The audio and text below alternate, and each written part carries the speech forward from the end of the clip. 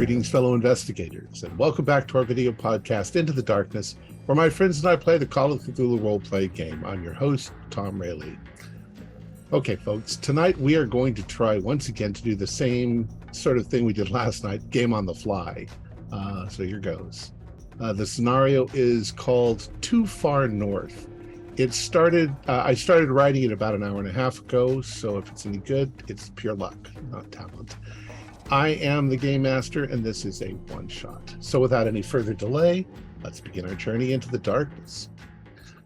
A number of Miskatonic professors were chatting one day about the faraway places, those places that remain unexplored, and what might be found there.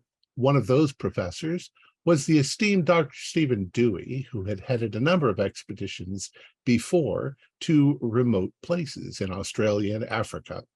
What he was now proposing was a much smaller expedition to find one of the lost tribes of the far north, up to Alaska, up past the Yukon, to a place few men had ever traveled.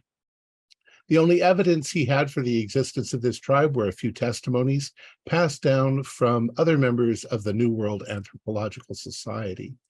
Now, it could be said that university professors and their students have better things to do.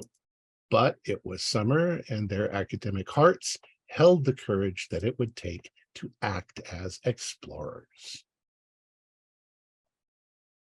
So you guys are all there in the conference room. You have brought in two mountaineer survivalists to discuss your impending trip. Gentlemen, thank you all for coming.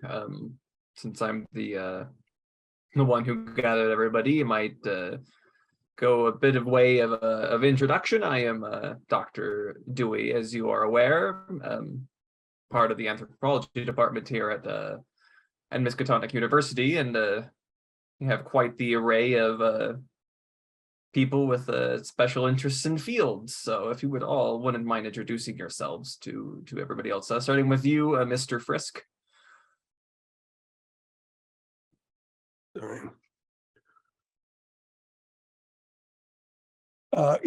I'm Simon Frisk. The U.S. government is actually putting a little money in on this project.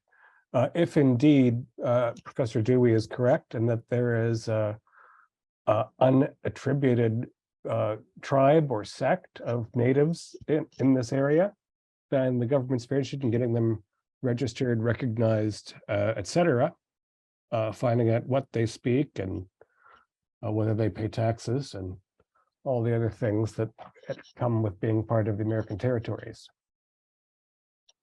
Should be a good journey. I'm glad we have some men who are used to the territory.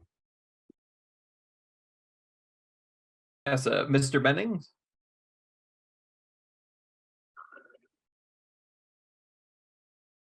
The mountaineer. Would you care to introduce yourself, George? Oh, well, I've been around quite a bit up north. I've loved hiking the mountains. I've actually made it my career. I take various groups in and around the areas. I'm relatively familiar with the Midlands and Alaska down south. I have some experience up north, not as much though as some, but I can get groups around quite well throughout the terrain. And Mr. Greenwood. Even though I'm a lot younger than George here, we go way back. And we're partners in crime. And we're here to make sure you get from point A to point B and back safe. We're experts at this. Well, it'd be admitting that your partners in crime maybe not be the wisest thing to do in front of Mr. Frisk. Of course. I'm assuming that was entirely metaphorical, Greenwood. Of course, Mr. Of Frisk. course. You know, we do tax gold recovery, mining operations in the territory. A reminder. And last but certainly not least, Dr. Monroe. Thank you for saving best till last, Dr. Dewey. I am Professor Monroe. I am a linguistics professor here at Miskatonic. I am highly esteemed. Everyone loves me because I study the languages people do not want to, the exotic ones. That is why have been brought onto this. The Inuit language is very beautiful. It is close to my heart. So that is why I'm here. So gathering all of your stuff together, you head for the airport and you board a plane. There may be connections. I'm not sure how the process would be, but ultimately it takes you as far as Fairbanks, Alaska. From Fairbanks, Alaska, you have to catch a Yukon train, which takes you all the way to Fort Yukon. From that point on, you're kind of on your own. You've got horses and you've got pack mules, but you are now heading north across country. It's the summer, so the temperature is not too bad. It's maybe in the 50s. At night it gets cold, but it's not snowy. There's snow on the high mountains, but it's actually stunningly beautiful. We'll say that you are now maybe 3 days into it as you are traveling. What would you guys like to do? We'll say that it's midday. Well, I'll maybe go fishing. Maybe get some fresh food for the folks from the university. They just haven't had salmon until they've had good Alaskan salmon. Yeah, they're New Englanders out of New England, George. Smell that air. It's fresh. You'll never get tired of it. Yes. You two keep chatting about that. I am not too fussed. But your salmon doesn't sound to my liking. I'm very particular with my food, you see. I mean, have you tried the pemmican? No, I have not. I don't think have reached the point of food of desperation quite yet, Professor. Pemmican is an acquired taste. I'm sure it is, Mr. Greenwood. Beats the hell out of starvation, is my opinion. Not much else. I mean, perhaps Professor Monroe, is this trip not to your romantic sensibilities? This is no Jack London's To Build a Fire, of course, but it's exciting all the same, wouldn't you say? It is exciting, but we haven't reached the crunch point yet. That thing that pulls me in. So far, it is boring. With Greenwood doesn't even emanate anything for me, and I'm gonna Benning's leave just and get firewood. a grumpy old man. So Monroe, are there good dictionaries for Eskimo? No, not really. There is some texts that are written within, and you've got to be very careful with the pronunciations, because you could end up saying something completely different and you could offend someone. So you got to be very careful. So if we do come across any natives, you should let me speak, because we don't want to offend anyone. Well, I don't like to offend people, you see. We certainly want to keep things very clear. That's a priority. Exactly. So Lewis has gone looking for a wood, and George is moved over to a place where there's a nice low, a little river and lake, and he has got his fishing out. It's probably running with both salmon. Oh, you're doing it with a knife. You can jump into the water and stab those fish. There are probably salmon and trout aplenty in this river. Louis, as you are looking about, finding lots and lots of loose wood and stuff like that, you suddenly get like tingles up the back of your neck. Like you're being watched. My hand's on the handle of my hatchet. Okay. What is everyone else doing? Petit foie and appetizers. Well, I brought this portable chess set, Monroe, if you're good for a game, or you, Frisk. Oh, yes, I am good for a game. So So very you've kind of set up next to the little lake, and you're I've got a journal. I'm making cartographic notes. I do a little sketching. I can't imagine anything more irritating than trying to play chess with Monroe, so that's out. as you are sitting there, the area is fairly warm. The environment is so beautiful. There is suddenly a screaming roar, and Lewis, as you're standing there with the hackles on the back of your neck raised up, something comes out of the bush very close to you, and you are you're in that instant you realize that it is a bear, and he is 5 feet from you. All right. Coming straight for you. Oh, it's rushing me down. It's Oh not yeah, he was standing on watching its- you. He's taking Okay. the opportunity. You failed your spot hidden. Brown Okay. or black? Probably brown. Oh God, good luck. Or more grizzled than There are trees all around you too. I'm gonna so- climb a tree. I'm gonna scamper up a tree. Okay. Do a Climb. well, yeah. Do a climb. All right. Bennings, is that how you get away from a bear? Holy shit! And I rolled a hard. You rolled a hard. I thought they could climb. Yeah. Can't they not climb? I rolled a 4. Jesus. Time to roll up a new. So this bear comes out of the bush.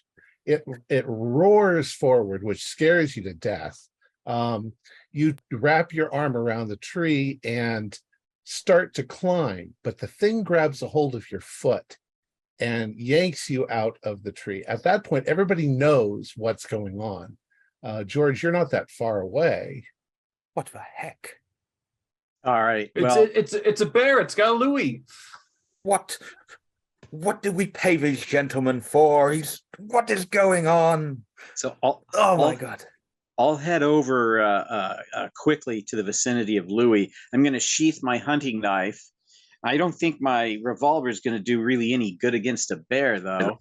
So I'll just, It's not a huge bear, but it is a bear. yeah. Mr. Bennings, do something. Yeah. Yeah. Where's a I'll be- 306 when you need one? I'll One's be on marching. my rifle's on the mule. I would know that, right? Yeah, of course. I'm going to As head to the Louis is mule. screaming, "My rifle's on the mule!" Well, we journeyed here. I'm guessing I would have eyed it. I'll head to the mule quickly. I don't think with my her- handgun's going to do anything to an animal of that size, but the sound of it. We're might going give to it- die, and we haven't even got into the bulk of this expedition. We all die, Monroe. I'm going to just fire once into the air to see if it distracts the beast. Do a luck roll. We all remember that I had a great luck roll. Yeah, 89 for 45. Not Okay. gonna. The animal at this point is sort of in a bit of a frenzy mode, so it's not paying attention to your shooting over its head. Fortunately for Lewis, at the moment, it's grabbed a hold of his boot. It's brought your foot towards its mouth, and it is clamping down on your boot. But you aren't physically injured yet, but it is going to start to drag you back into the woods if somebody doesn't do something. I'm going to do something right now. Have I gotten to that rifle yet? Sure. Oh, yeah. And you did pack it for easy pulling out, right? It's not Of bundled course. heavily. Thank goodness. I pull this out and I'll take a headshot. Okay. Are you Hold going to do it from still, where you Louis. are, or are you going to run over there and do it? How close am I? Well, you got the gun. You're probably now about 20, 30 feet away. Oh, that's a short range shot for a rifle. Yeah. Okay. I'll just stand my ground, aim at its head, and Go ahead and roll. all right. Shoot at it, man. Kill it. Nothing can go wrong. Oh, God almighty. I may not like the young lad, but he can't die yet. We need him. Okay, dice. Be nice. Be nice. Oh, that's the wrong one. There you go. Okay, guys. Don't fail me now. Ah, yes. Standard hit. 35. Okay, so is that a 30 or a 45? Oh, this rifle, it's a 30-06. It's a powerful hunting rifle. Okay, so 1d8 plus 1d6 plus 3. 1d8, 1d6 plus 3.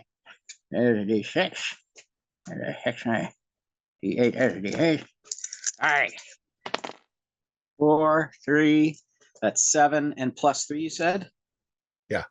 So that's 10 damage. Okay.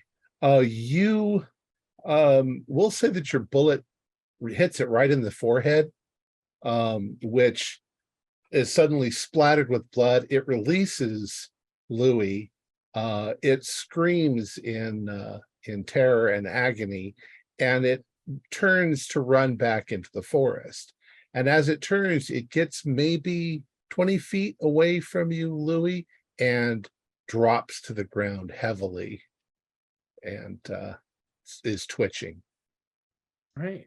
So I was knocked on my ass. I was scampering backwards, and as soon as I see it drop dead, I'm just gonna lie down in the dirt. Excellent shot, Mr. Bennings. Oh, Well Thanks, done, George. Bennings. I'm going to give you, Louis, 1 hit point of damage just from where it was twisting your leg. sounds Well good. done, Bennings. Great shot. Are you okay, Louis? Lewis. I've not been Louis. better, but everything's gonna go swimmingly from here on out. Oh, yeah, could happen to anyone. It better go swimmingly. Is a creature like that good eating, Bennings? Shame to let a carcass like that go to waste. Well, never tried it before. I suppose we got the fire ripping and roaring. We can go see. Oh, I'm gonna warn you, bear meat smells. Yeah, we're not quite that desperate yet. Maybe we should just let it be. It smells, but it is tasty. It's very gamey. Well, If if it's- anybody knows how if to it dress the damn smells. thing. Otherwise, we should probably drag it off before it attracts other predators. I mean, one or the other. Cook it or How far away is the bear corpse to our camp? We like 100 feet? Probably about 50 feet. That's pretty close. Yeah. we're not going to leave that there to draw. Yeah. How heavy is this? How big is this? Like just a couple 100-pound guy? We'll say or it's are a couple of 100 pounds. Oh, so this is a little guy. Okay, yeah, we could. Yeah, a couple of us could drag that out of here. Yeah, we should probably. That's all this good meat going to waste, though. Maybe we I should. mean, I got some firewood, so if we wanna, Yeah, I'll hack it up. Let's drag it 100 feet. If you could help me, Louis. Actually, Yeah, I of don't know about course. your ankle. You might want to rest an hour or two. Well, we should stay in the tree line now and hawk it up on one of those trees so it can drain the blood there. And then maybe we should move camp. Because Yeah. no matter what we do with this thing, there's going to be a lot of carrying around. Or Yes, I don't know. we need to be safe. I do not want to be getting attacked by more of those bears. Did it look? What kind of specimen is it? It's summer. It should be fat and happy and not desperate to tug on a man. Yeah, it looks healthy. Not necessarily fat, but the way the whole thing played out, at least from Lewis's point of view, Lewis must have just gotten too close to where it was, and it just took the opportunity. If it had the opportunity to bring down something, it'll do it. Right. And if we're pretty far off the beaten track, then it might not be real smart about humans and Yeah. what a menace we are. Yeah, there is, as far as you know, there is no beaten track out here. Yeah. Squishy track. Are the horses and mules real spooked by all this? They were spooked a little bit when the bear roared, but they're tied up pretty well. That's good. We could have lost half of our supplies. Or at least had to go and, drag them back. All right, so if we haul this, we could get a rope around this thing, haul it up and gut it. Then we'll see whether it stinks too bad to eat. And either way, maybe two of us should go ahead and look for a camp on the other side of a waterway or something where it won't smell out like fresh kill. I mean, does that make sense, Greenwood, Bennings? That Yeah. sounds good to me. I'm gonna get the fire going and then use a bandage to stop the swelling on my ankle. All right, yeah. Yeah. It didn't get through your boot? Nope. Thank God for American leather. All right. American leather. You got that right. Yep. Yes, I believe you. So did you want to, while Lewis and George are working on the bear, did some of you want to scout ahead and see if you could find a place? There is the lake and the river. If you tried to cross it, it would be pretty dangerous. Of course, the water is icy cold. But you could maybe hike a mile or so farther down or up the river towards the mountains and find a spot. I don't know what you want to do. I think, again, this is going to make a big mess, and the animals around here, I mean, maybe the scent of fire will keep them away, but I wouldn't mind moving uphill a little bit. It'll take a while for the animal carcass to start to decay. By then, the animals would all be coming here, and you would be quite a ways north. Right, but fresh blood might appeal to something uphill. Maybe. Beddings, are there wolves this far? Oh, yeah. Oh, yeah. Yeah, I imagine the smell of a bear will attract a pack of wolves from pretty far off. So we'll cook some of it, and I'll take Dewey, who's not limping. You can babysit Monroe, and we'll just walk up, look for a nice dry, tufty place where we can make a second camp away from the mess. Is that good for you, Dewey? That works for me. Yeah. Louis, you can do a first aid, Sure. and if you pass, you get the hit point back. Got it. Cool. I am up, and I'd love to go with you, Frisk, to scout out ahead. Shouldn't go alone. Oh, that's good for me as well. So George is going to dress the bear by himself, Oh, or is yeah. Alistair going to help?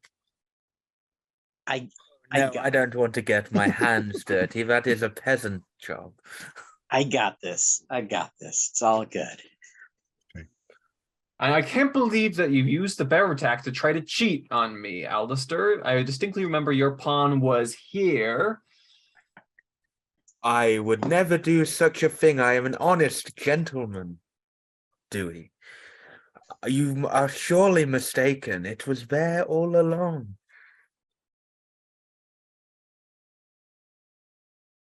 Just because I'm going to beat you, Dewey. All right. So you guys, the three of you head a little farther north. You're following the river.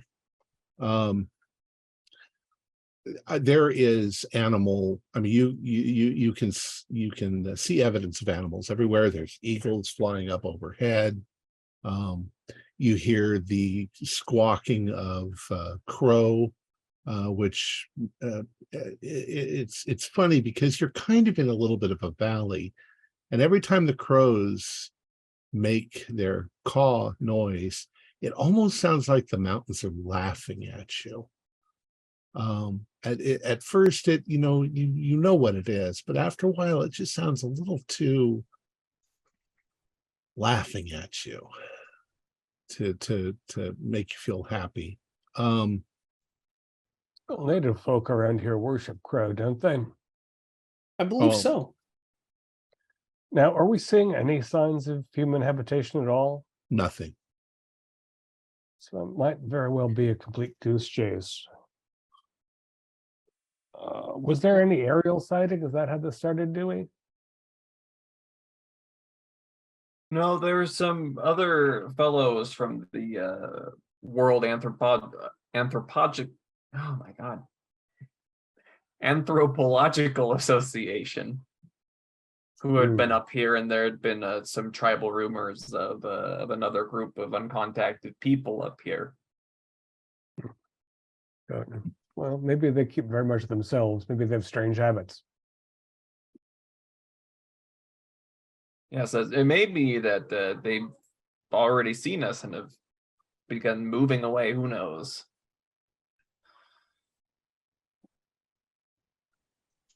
Should leave some track. Maybe there's a little pocket valley or something, and that's why these people have gone unrecognized. Greenwood, Yes. come look at this. I think there's something in the mud here by the lake. I'll walk on over. Lightly Very- limping. As you get there and you look down, there is something that looks like a track. There's a lot of grass, and you can see that there's places where the grass has been mashed down. But quite distinctly, next to the river, you see a very odd looking indentation. It's fairly large, maybe about the size of a human foot, but it's not shaped like a human foot. It's almost like whatever it was stepped on tree branches and pushed the tree branches into the mud, but then picked the tree branches up and took them with them. It's very odd, almost I don't know, it's hard to describe. Like it had multiple bars. It doesn't look natural. Like a duck's foot. Well, except that it's got more digits, Mhm. and some of them are thicker than others, and some of them are longer than others. You're not sure if they're clawed or not, but there's at least 7 that you can see. 7 in Right. that one print. Dr. Dewey, I'm fairly confident at tracking. If you'd like me to give it a go, you can follow these tracks. Yeah, it's Well, it's the first sign of anything so far. This You ain't know, an we're out animal here I ever looking seen. for people after all, and these, I don't know, could be something. Yeah, you might be able to name a new animal. Louis, if you don't mind, A new animal. Yeah, I've never seen any tracks like this.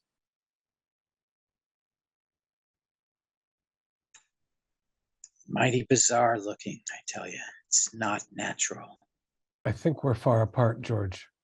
Oh yeah, I've got very good eyes too. James, are you okay? It's a good You're shot. chatting to yourself. Well, I guess you're chatting to the dead bear there, but are you okay? If you're not, I don't want you to be near me. Wow. So that one, it's not symmetrical. It's not So- symmetrical. Does it have a matching like pair? It looks Like like that might be the right foot? if there was a matching pair, it might have been in the edge of the water. You can see where the gravel and stuff has been pushed down, but the water's there, so it filled in with water and probably silt and stuff like that. Got it. You also think that there might have been others behind it, except that it's all grass, so they didn't. It's just mashed down places of grass. You know, it reminds me a little bit of a snowshoe print if it was handmade. Maybe it's marshy or boggy enough back here that they wear some sort of primitive snowshoe all year long, so they don't sink in a marshy patch. It seems maybe the right depth to be the weight of a human being. Or even heavier. It might have been really soft mud, though. I will place my own foot next to it. How does it compare? It's bigger than your foot. Oh, wow. Quite fearsome, whatever this is. It Yeah. could just be some weird indentation from some trees, but where are the branches? They're not there. Right, we're right near the water. I don't see any trees nearby. Yeah, even if something fell out and then it doesn't look like it was dragged. It looks like it was pressed in. So George, you are cutting up the bear. You've done a good job. You've seared some of the meat to bring with you. The air is filled with the smoke. Well, it's not that bad. I mean, you're used to gamey sort of meat. There is suddenly a noise behind you. And as you turn, there are two tribal men dressed like in Eskimo clothing. And they seem to have stopped a few feet, 10 feet from you. And you get the impression that they're sort of asking your permission to come forward where you are. Yeah, I'll step back and welcome them in. I Okay. greet them. I bow very respectfully. Okay. And- They come up. They look at the work that you've been doing, and one of them says something. Do you have any illusion or anything like that? French. All right, so you don't understand. He says things, but he's making a motion like you get the impression it's like, who are you? Why are you here? I imagine that's the question that he would ask.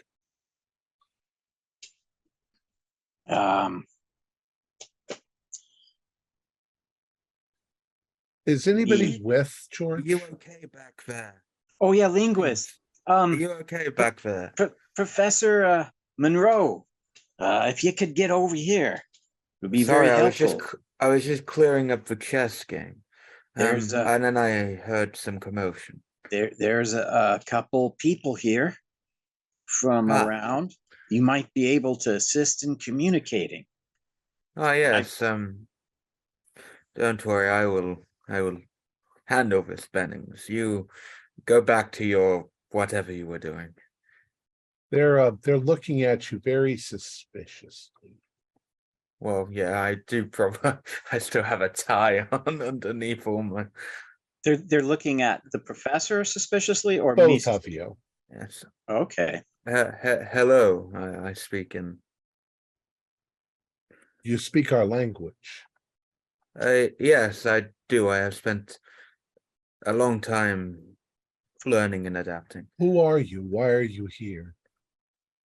I am Professor Alistair Monroe. We are on an expedition, a small one, to travel far north. We don't understand what that means. We've never seen white people here in this part of the world. Oh, I do. Yes, it must be unusual, because not many travel this far.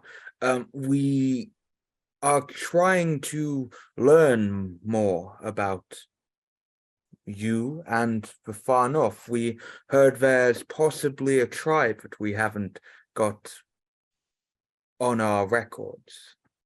We know quite a bit, but we heard there was another tribe further north, and we wanted to go as far north as we could locate this tribe and learn from them? He looks at you and he points towards the left and he says, Kopamiuk.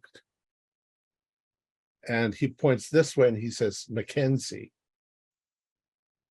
And then he points directly north and he's like, I wouldn't go that way. You wouldn't go that far north?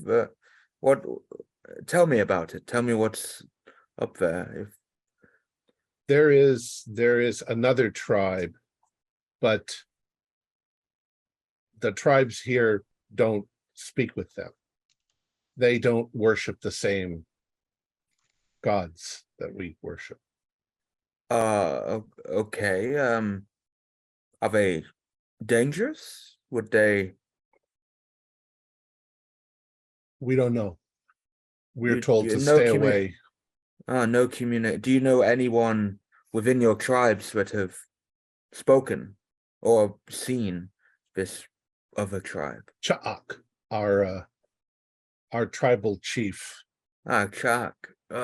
Is it possible to speak to your tribal chief? He points and he makes signs. He's like, you see these two, the peaks here? Yes. Our tribe is between those two peaks. About an hour's walk from here. Okay. Is it possible you are going back that way, or are you on other? Do you need help? He points to the bear. This is a lot of food.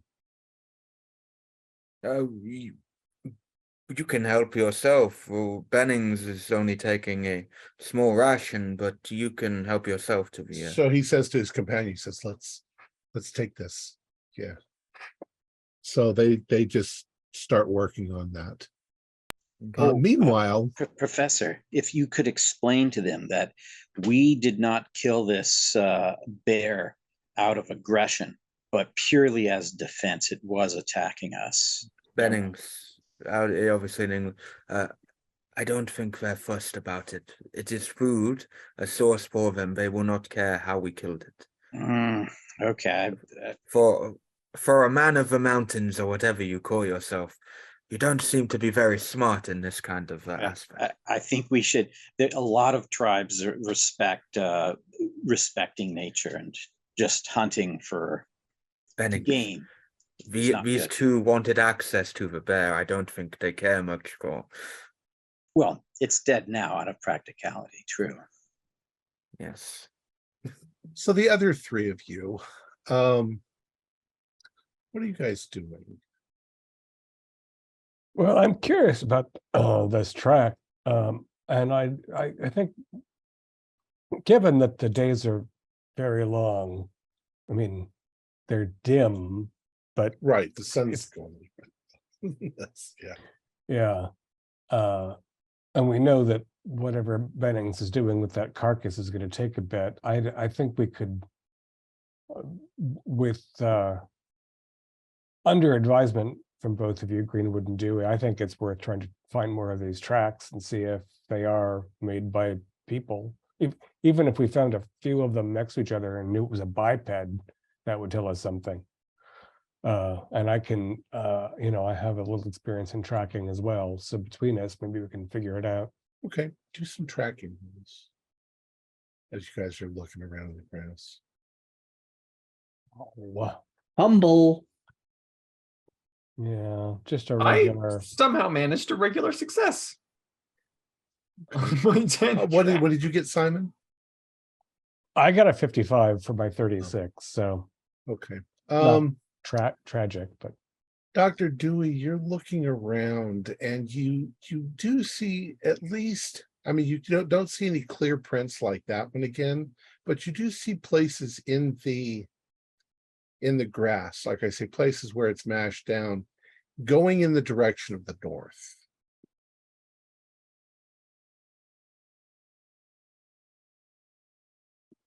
I think I found some this way.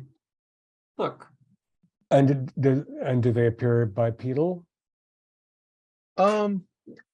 Well, there's a place where there's 3 of them together. The 3 and it's just mashes of grass. And then it doesn't seem to follow a pattern. It's not like boom, boom, boom, boom, boom.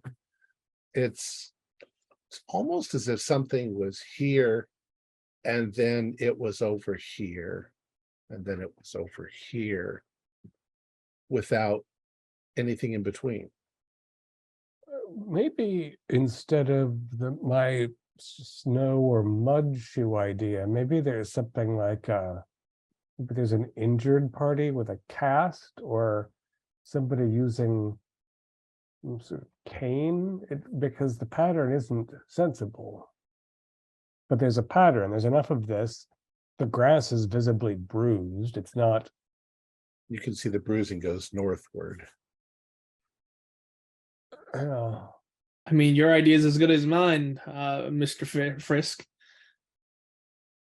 It's pretty curious, but it doesn't seem, if anything, the irregularity makes it seem more like human marks than an animal. Yeah, they're wearing some funny shoes. Yeah. Are we? Maybe they come down to this lake for some reason, some purpose, some ceremonial purpose, perhaps. Maybe just collect water. Yeah, fish, water. There could be some leaping, like like a dance of sorts, perhaps. Or maybe 2 or 3 of them, because the surface is so irregular. I mean, it's obviously not a trail or a path. It's just some one or group ventured out. Maybe because it's a group, they're stepping on each other's tracks a little bit, and that's why it's so regular.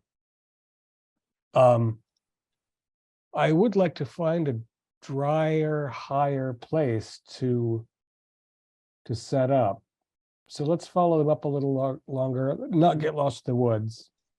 You head up sort of the rolling hill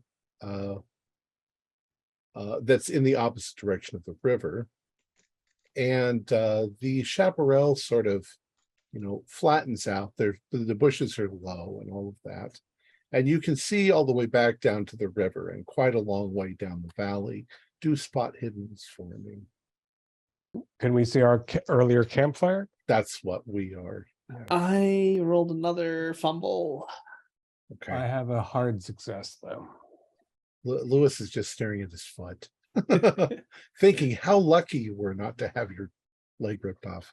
Yeah, you can see the campfire off in the distance, and you're not sure, but you think you probably have binoculars. You probably, if you look, you can see that there are 2 other people there. Well, looks like they made some friends.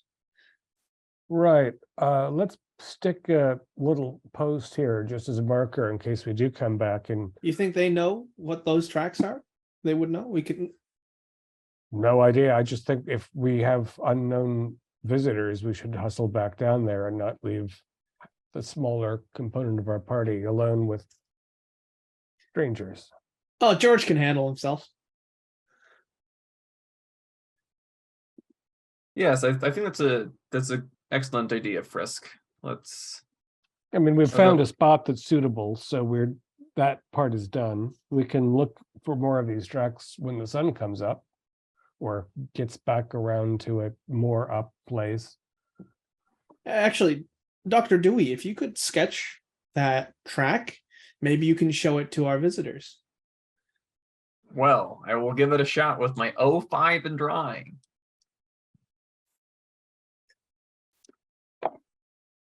No, a 70 is not an 05. You could spend luck. So I've got. Let me just spend 65. That's this is my.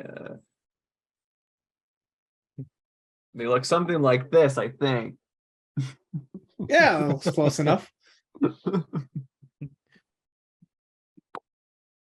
All right. Sorry, I was looking something up. What did you just roll for? Oh, see if you. Lewis said you should try drawing those tracks to show the people by the fire, and I rolled a 70 against 05. So I drew this. Lovely Okay. drawing. All right, so you guys are heading back towards your previous fire. All right, so it takes you maybe 15 minutes to walk back, and by the time you've walked back, George and Alistair are probably getting ready to come in your direction and join you. They were waiting for your signal or for you to come back, so you see them coming back. The Eskimo are not perturbed. They're not afraid of you, and they're not shocked or surprised as you guys come joining them. They're busy cutting up the bear meat. Frisk, Monroe, who are our guests? Some locals. They gave us some delightful information. They said not to go too far north, basically not to go any further.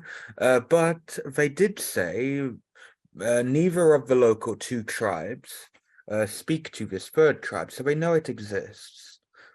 But their tribal leader, Chak, knows, has seen or spoken to. They weren't quite specific about that. So I said maybe we could go speak to him, and they pointed towards the peaks over there, and that's where their tribe is. So if we go over there, they said it's about an hour walk. So if we go over there, we can talk to this Chak and learn more about this other tribe. Did they have a name for those folks? The other tribe? No, they did not give me one. They didn't really know a lot because they are not allowed to go near that area. They don't know what they look like and things like that. So I wouldn't think they have a name. They might have a name, a nickname, but I don't know. I can ask if you want. Yeah, and they're going to help clean up the bear. That's that's nice. That's good. I made sure relations. we have enough bear meat for a couple meals for each of us, and the rest of it's for them.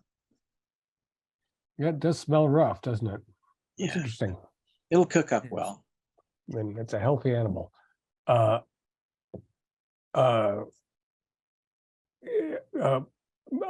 going to do 2 minutes of off-camera comedy where I introduce through Monroe the American government to these people and explain to them that we own all of this. And I don't, just out of being a dick to you because I don't like you, Frisk. I don't like Greenwood. I don't like anyone here. So I'm going to basically not translate what you're saying to me properly. Probably for the best. So what are you going to translate it as?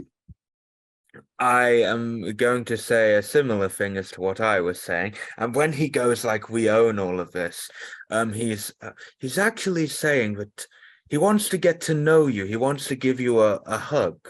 So that's what he means by, it's our body language for hug. So do you know what a hug is? Oh yeah, they know. So yes, they smile. If you hug him. They smile and they start walking towards Fisk, their arms out like this to give him a big hug. All right, native stuff. Great. Yes, friendly folk first. And they say basically, you're welcome.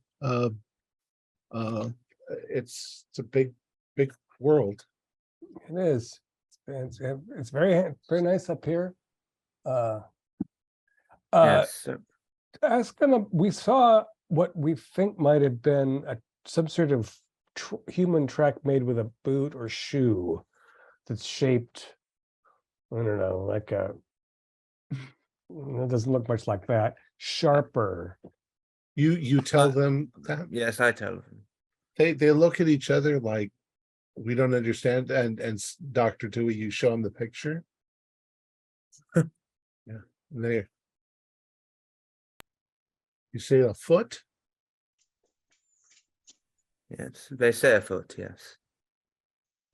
They look at each other and this look of fear comes over their faces.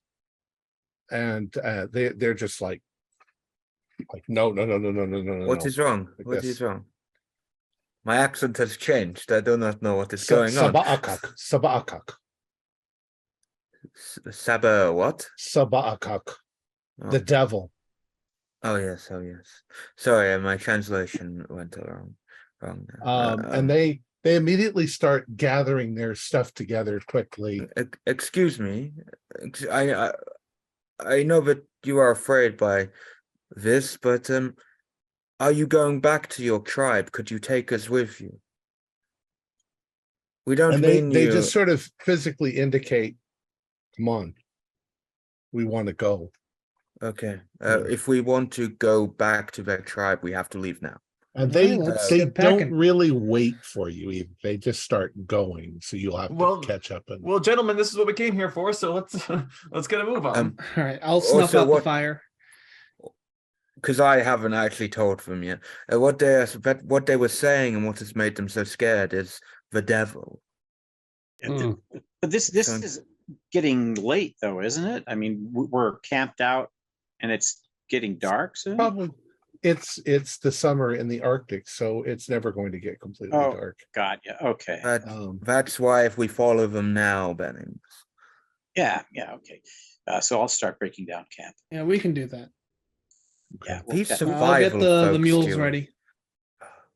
Right, and we have a direction for them, so even if they get out of sight, we can follow their tracks, and we know roughly where they're going. I think it sounds like a good idea to be closer to a known encampment that we can communicate with, from which we can head out yeah, when we're rested. I'm a good right. tracker. You guys are too. You should have no problem tracking them down. So it takes you probably end up spreading out. Some of you start going, some of you stay behind to sort of pull the camp together to put out the fire and everything like that. But eventually you are heading in the direction of those the valley between those two peaks. And those of you way in the front, you've got those guys in sight. They're pretty quick. It's no nonsense. They're not sightseeing. They're They are live used here. to the terrain. Yes. But after about, we'll say, an hour or so, you find yourself coming over some rocks down into a small valley, and you can see this tribe laid out. They have they look like canvas tents, probably made out of animal hides and so forth. But it's a well-organized little village as you come into it. There are women doing women stuff, cooking, and there are men doing men stuff, with animals and getting ready to cook. There's the smell of campfires. There are children running about as you come into this small village. Look at this. It's beautiful, isn't it? This is why I learn the language and the patterns, and the culture is fantastic. And Professor Monroe is pretty sure that these are Kopagmiut tribe. Kopagmiut. Yes. Mhm. But I could not. The Mackenzie tribe is further that way. That's going towards Canada. Yeah. Yes. I'll put my hand on your back, Monroe, and I'll say, it looks like you finally found the beauty here out in the great outdoors. Oh yes, I did, and I did it by myself. I spoke to these gentlemen. They pointed me in a direction. What use are you and Bennings? Really? Just like you led yourself out here in the wilderness these past 3 days, right? Oh, I'm sure me and Dewey and Frisk could have. made it. Gentlemen, this is an expedition, mind you. We are a team. None of us could succeed on our own. You must admit, That's right. Professor, if the bear had eaten your head, it would have been harder to communicate with the native fellows. Oh yes, it would have been, and I do appreciate Bennings' good keen shot and Greenwood's attempt at whatever he was doing. But Firewood is a relevant thing. Do the villagers seem happy about the bear meat coming in? Yes, in fact, Professor Monroe will tell you that the first thing the two men say to those who come towards them is, these strangers in our territory killed a bear, and they've given us the meat, so they are friends. We should welcome them. It's a good start. And so you guys are pretty much ignored. You know, some of the kids come up and look at your very strange clothing. Some of them come up and pet your horses and your mules. We will be fine here. Like the two gentlemen said, they haven't seen any white people before, so we are, I guess, new, exotic to them. Seem reasonably civilized. Should be able to put them into schools in a few years if they don't. Frisk? What? No. That's getting rid of the beauty. You can't says, get rid of that beauty. Says the British man. Yes, I have my own beauty. I have my own curiosities, my own thing. But these tribes, these exotic tribes, they have their own way of living. You can't get rid of it. What do these folks worship for a god? I mean, they haven't been ministered to, have they? Does it matter? Well, it matters to a Christian nation that we get some get a mission up here and you indoctrinate think them. Too small-minded, Frisk. Too small-minded. You know perfectly well, Monroe, that missionaries all over the world are the ones who document these primitive languages so that people like you can study them. Exactly. But we can't disturb their ecosystem. No, I'm not going to get into it. No, because you'll just tell me I'm wrong and all that jazz. Instead of arguing, we should either. I can't get used to the fact that it's always dusk here.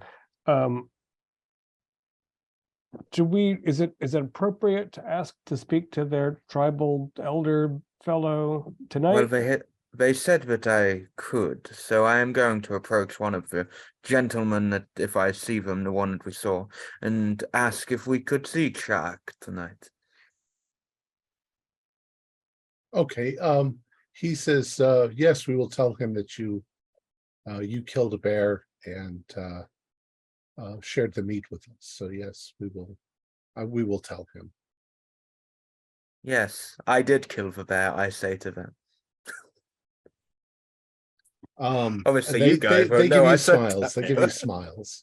You guys don't know I said that too. No, but they know who smells like gunpowder and who doesn't. So they're like, the one who talks is a liar. The one who smells like a bear killed the bear. So you are sort of welcomed in. You're given a place where you can rest. Your horses and mules are given some food. You are brought some tribal gifts, which are basically food. They want to feed you. Some of it is the bear meat that you yourselves cooked. The women have prepared it, and some other delicacies, which I have no idea what they would be eating. But fish, probably lots of fish. I stick to the bear meat.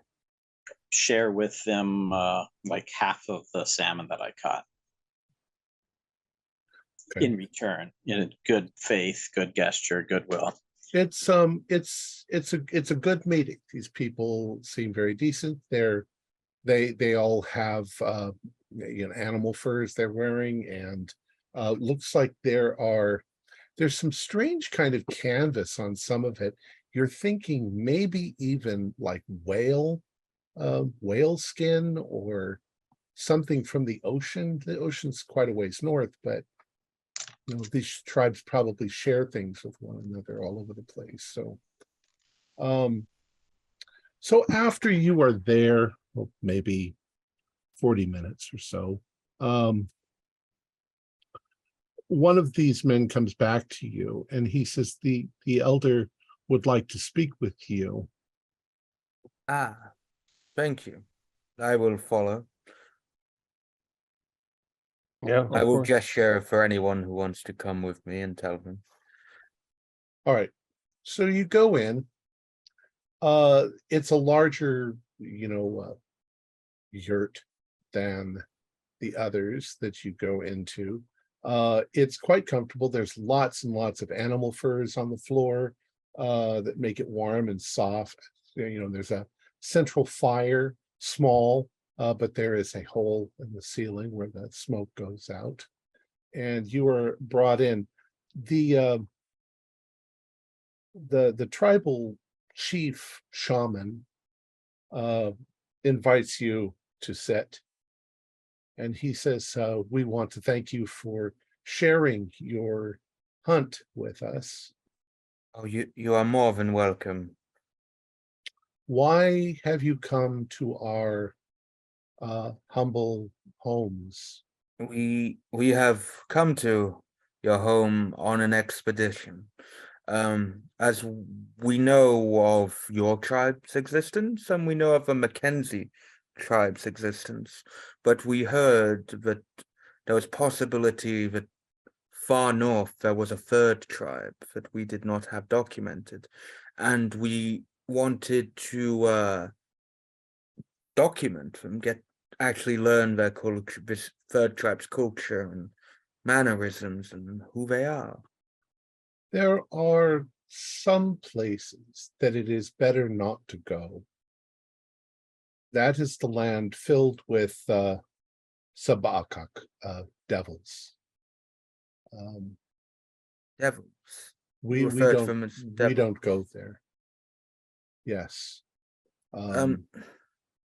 Have you seen what they look like? He says to the other people in the tent, he says, go outside. So they go out, and he clears away one of the furs in front of him, and in the dirt in front of him, he makes a mark that looks very similar to the footprint. My men said that you saw this in the mud. Yes, my colleagues here, Dewey, who is Yes, in charge of our expedition. You do a much better job at capturing it than I've managed to. These are devils. They come from the sky. They rain down death upon the land. They live in caves in the mountains to the north, and people who have traveled too close never come back. Yeah, so they are a cannibalistic tribe? We don't know what happens to the people, but we know that they are not part of Aguguk's world. He did not create them. He created this world, but he did not create these things. So they're a tribe of another realm, is what you'll get, well, in the spiritual sense. Yes. I would suggest you turn around and go home. Monroe, are you presenting this mostly verbatim to the best Yeah, of your ability? I am loosely translating back to you guys what I am saying. But It's go on, curious. I mean, culturally speaking, this tribe, this other tribe up north that doesn't have much contact, they kind of take on a pseudo religious caste in a sense, like part of the greater religious mythology of some kind of divine, or in this case demonic figures. That's rather fascinating. I would quite like to go and see for myself, meet these people up north. I would wonder if they too. I wonder what Do you their religion translate is that, like. or you guys are having a... I do not translate that because it will just spook the man more, and I want to keep in their good books. So are they birds or devils or people?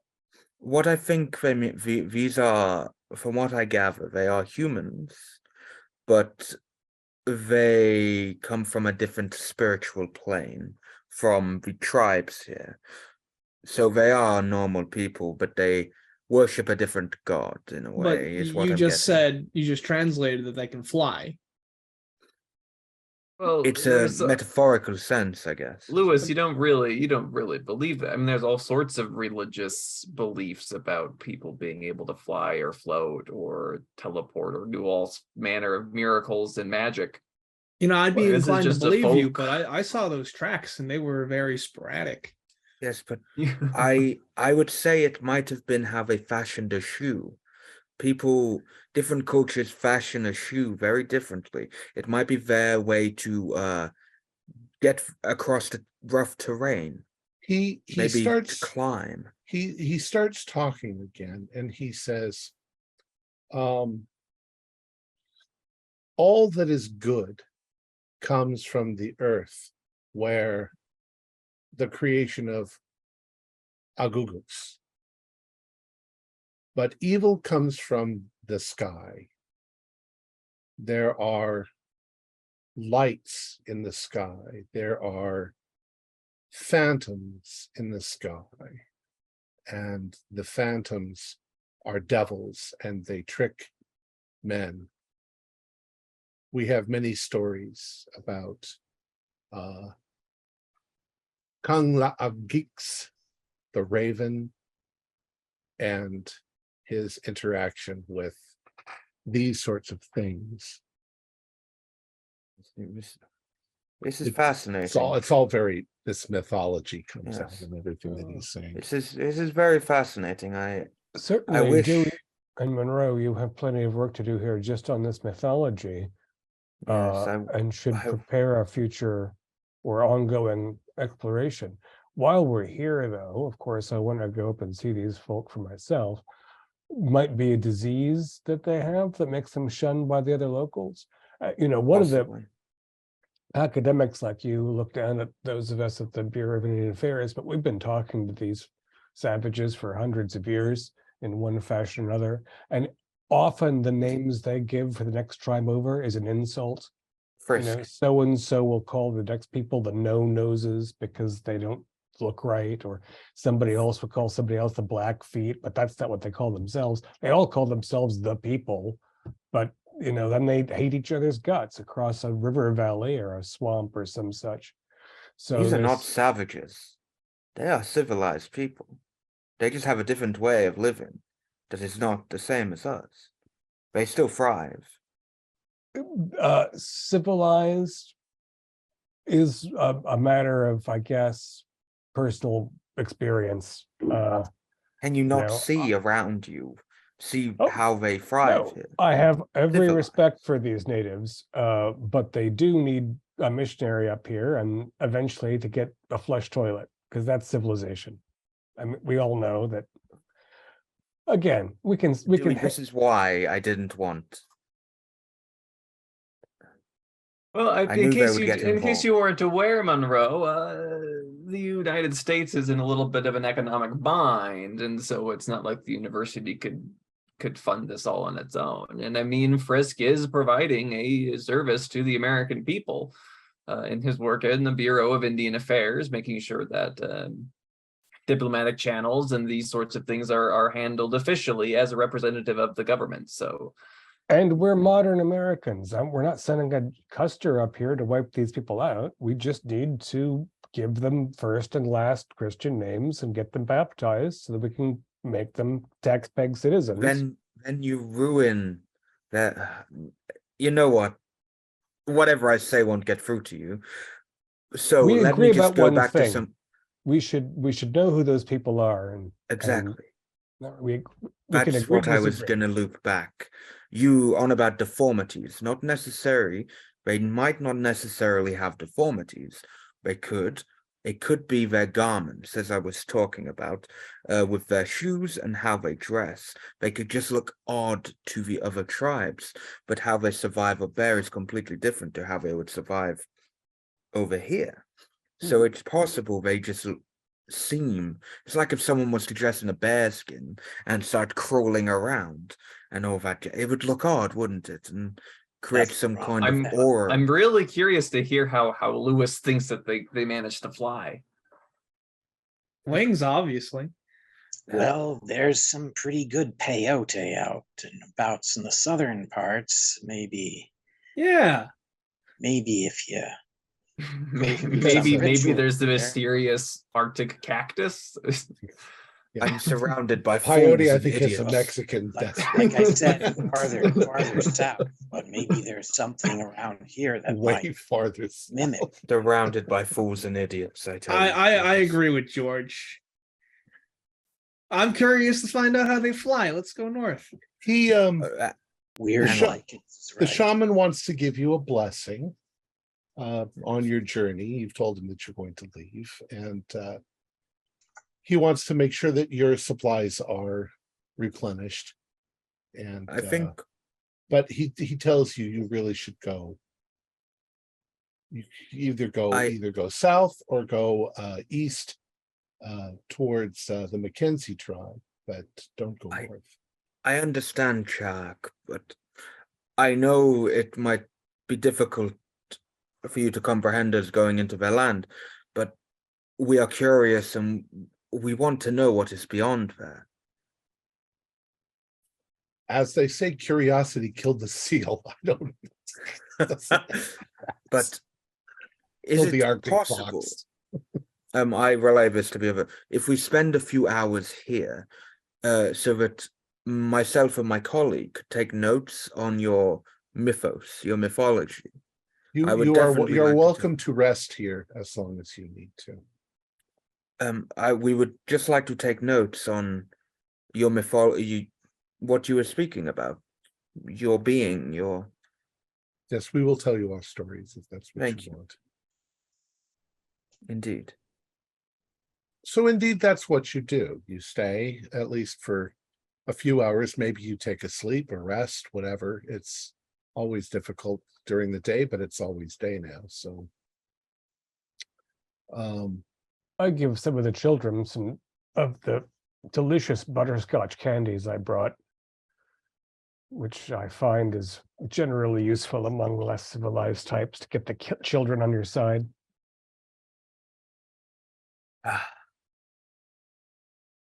What do they teach these people?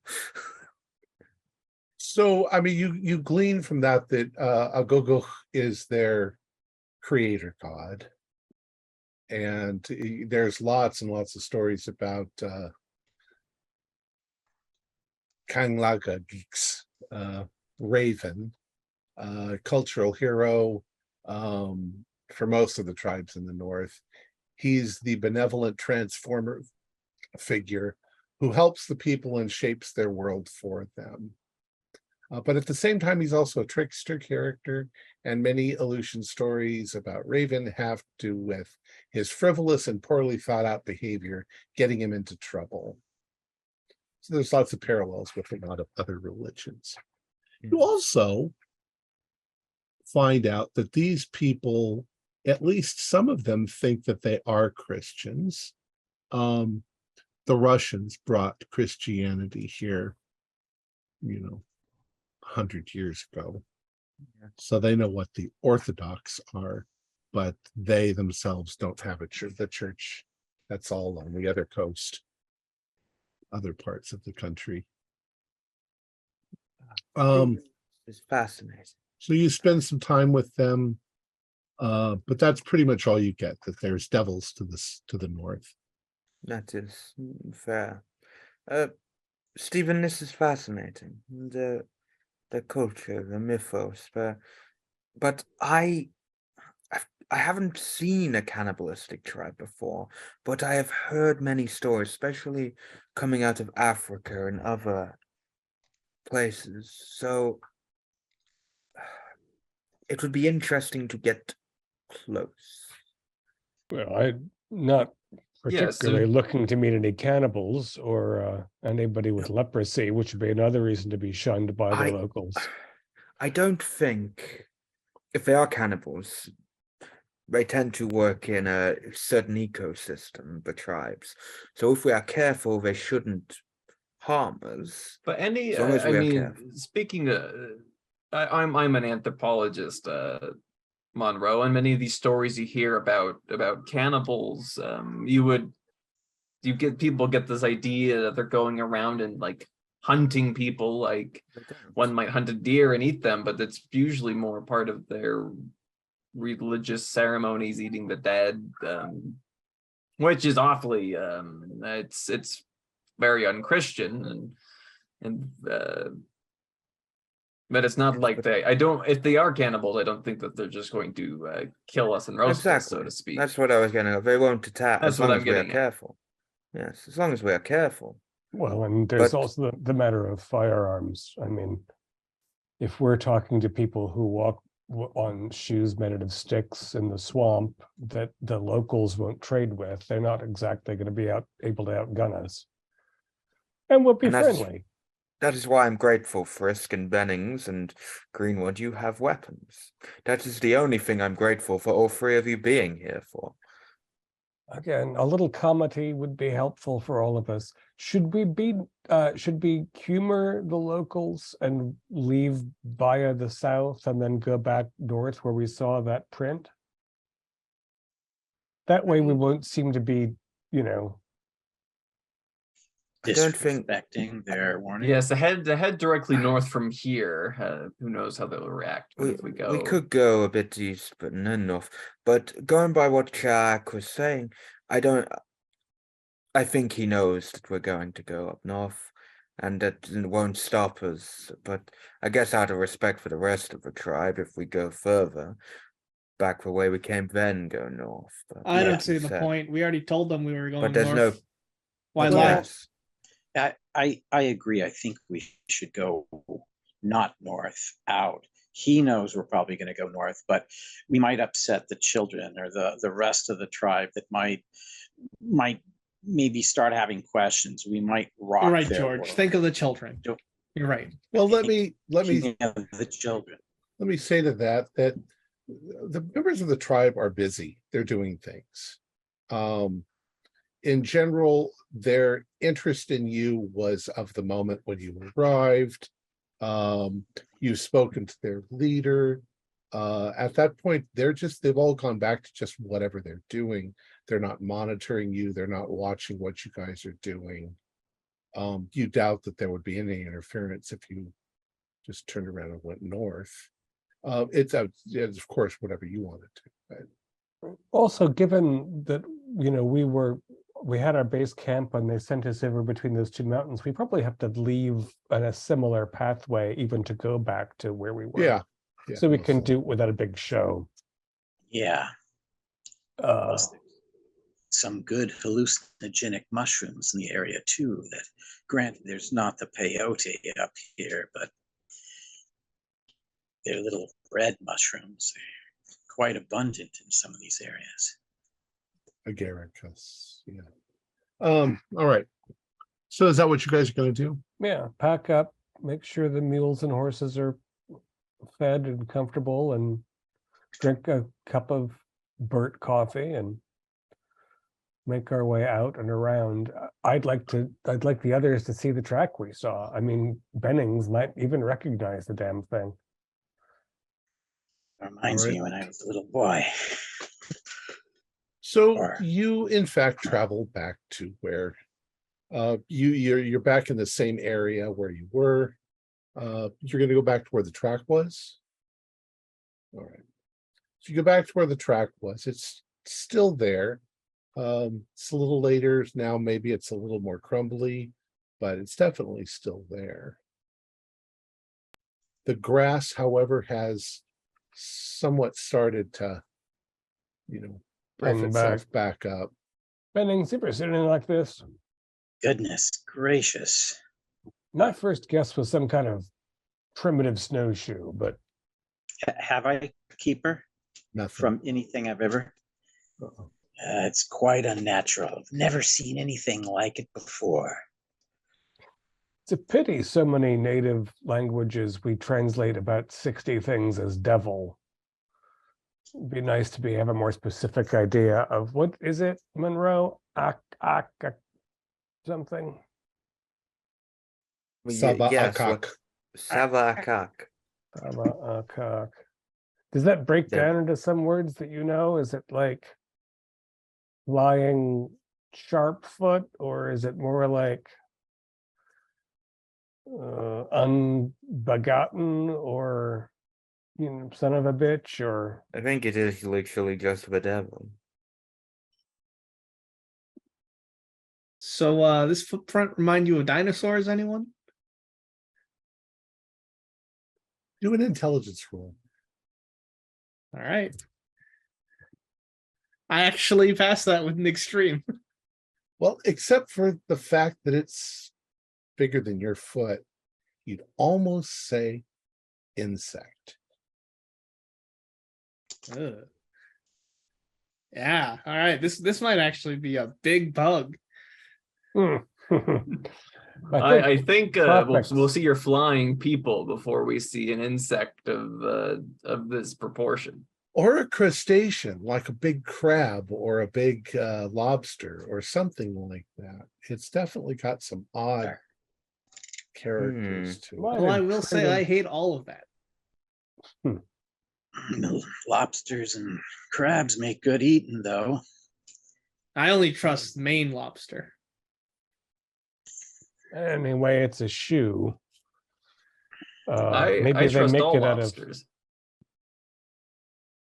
None of them have ever betrayed my secret. Sorry, I'm saying stupid shit. What are you saying? Simon's saying something important. I'm just The last Sorry. lobster that betrayed my trust went into the pot.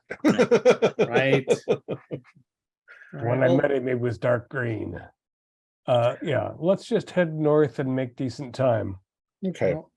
you're saying that they might incorporate some crustacean elements into the shoes themselves, They or could be carved out of anything. I mean, you've seen totem poles. That looks bizarre to a civilized white.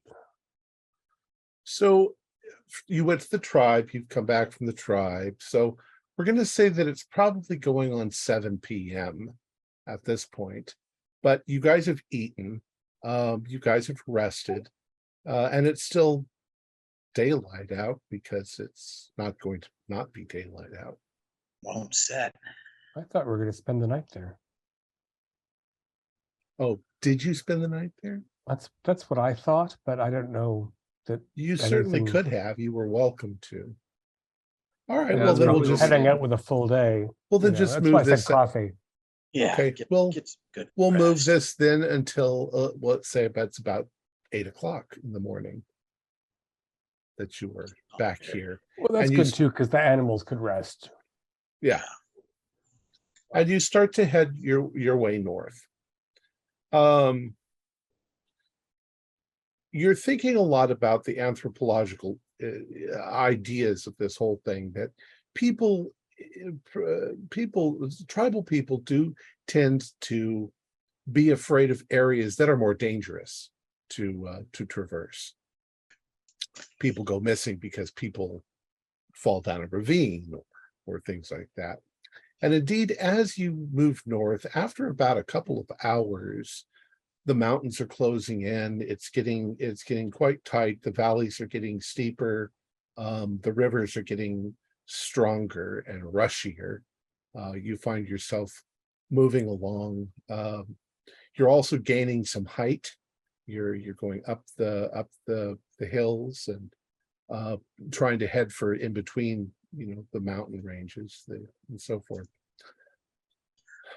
You come to a point where you kind of clear a bit of a ridge and you're looking down into another valley. Everybody do spot hiddens. Mhm. Success. Regular. I got a 25, which Regular is a hard success. success. Okay. Did anybody fail? Nobody? You failed. All right, so it's pretty obvious then. As you come over this ridge and you're looking down into this valley, you can see in the center of the valley, there is a bit of a grassy sort of plain. It doesn't look particularly wide, maybe 600 feet wide, and it goes the length of the valley. But from where you're looking down, there seem to be 3 black circles. They're a long ways away from where you are, but they look like perfect circles. You don't know if they're little lakes, but you don't see any reflection off of them. They're just black. Like, can we size them up? Like, do we see a tree? Yeah, We roughly know the size there's of the trees tree nearby. next to it? Yeah, you'd say So that how they look big are like we they look like they might be 25, 30 feet across. Oh, Mm. yeah, good. And they're exactly the same size. Yeah, this Oh, wow. nature doesn't produce something like this. I think this is signs of these people. Well, it looks like the Yes, works of it's- man. Are they in a triangular formation or in a line or? They're more or Loose. less in a triangular formation, though it doesn't look like a perfect triangle. Equilateral, right? Yeah, it looks like we found sign of the I never remember Akasak. But just say the devils. It looks like we found that our friends devils. That's right. Yes, I don't appreciate your attempt at the. Well, I do appreciate your attempt actually, but you best not. It's not a strength. Now they said that their devils were cave dwellers. Are there caves along this valley that we can see? From where you are right now, you can't see, but the Mhm. more you look at those circles, the more they start to look like holes. Mm. Yeah, Like those could be the pits. caves. My goodness. Professors, are there people who live in vertical pits? I thought the point of caves was mostly horizontality for the rain and I mean, given the other Possible. tribes' reactions to them, you'd assume something about them must be odd. I mean, there could be perhaps they have also an odd style of dwelling, or it Look, could they're be vertical could be because they some got kind wings. of. well, Lewis, we are you a just have to Christian, man? Absolutely. Do you think the Christian God making man in his image made some men in his image plus wings? Well, I'm saying maybe they're animals. Yeah, like those large lobsters you were talking about. Or Large Where did lobsters we- with wings. I'm not familiar with too many animals that make perfect circles. Where did we find these people, Dewey? I mean, Jesus? bees make kind of These hexagon hexagons are pretty shapes. good. Yeah. I mean, worms make pretty round tunnels, but we're not looking for worms. And that's a lot bigger than a body.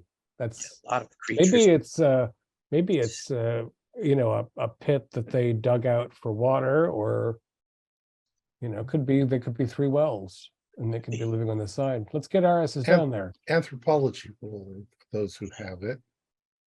I actually have. And some 85 is anthropology. not good enough. I have some anthropology, so don't worry. But is a 49 successful? Oh, I have 45, so I will spend the 4 luck. You Yes. are suddenly reminded of the cenotes in Mexico, in the Yucatan.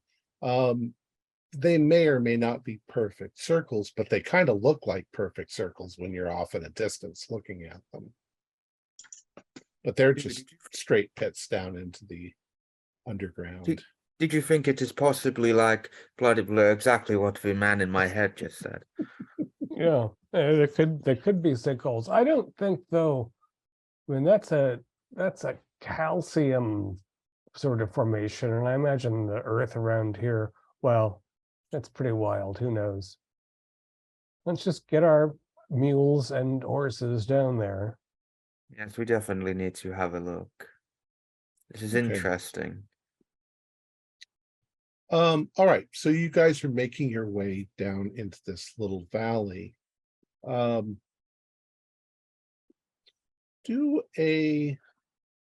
Who's first, or who's in the lead? It'd probably be Lewis or myself. Yeah, Okay. I think I'm usually taking up the rear. We're keeping the eggheads in between us so they don't just fall in a hole or get et by a badger. I'll Yeah, take I'll the lead. lead. Appreciate it. All right. No. You're much older. All right. You have seniority. All right. Yeah. So as the two of you you're making your way forward and everybody's following you. I would like you both to do spot hiddens. Oh yeah. Look at that. Why? Extreme. Oh wait. Extreme? How did you do, George?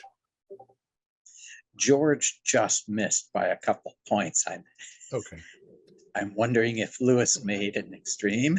Oh, I made an Yeah, extreme. he made an extreme. Oh, All right. okay. So George, well, Lewis, you're right behind George. Lewis, what you notice, at first you don't know what it is. Is it a reflection of light? Is it a it makes no sense at first when you're seeing it, but there is something that is reflecting up towards George. You can't see what it is, but you see these little almost glowing blue lights suddenly, strike him in the side of the head and move back as he is walking forward. And as you move forward in the air, you can see that there's little lines like some sort of flashlight beam, but they're tiny, tiny little beams of light, like threads in the air. They're blue. And George just passed like through one. He did. He's passed through a couple of them before you noticed it. In fact, you probably have too. Mm-hmm. But I mean, you don't feel anything. It's just like an effect. Like the first thought you had was somewhere there's water and the light is bouncing up and shining, except that these look like little dots. Well, ain't that Move. odd? Everyone hold up. What is this? What do you see in there, Lewis? I'll put my eye up to this laser. Okay, you're gonna like get Oh into yeah. the okay. Do a spot hidden roll. I'll be damned. No, I failed. You can't quite tell where it's coming from, but it's definitely coming from that direction. Maybe there's some trees or rocks over there. How long do you stand there? Until anyone else speaks up, because I did notify them. Okay. You all Do see I- this. I mean, the effect would be as if somebody was shining laser beams at you. We don't know what lasers are. Yeah. Right. They're in the air. They're there. They're coming from somewhere. What is this? It's like, is there crystal in the rock around here? It's like we've got strange little reflections, but there's no river. It's mostly trees in that direction that they seem to be coming from. Lewis, do a dodge roll.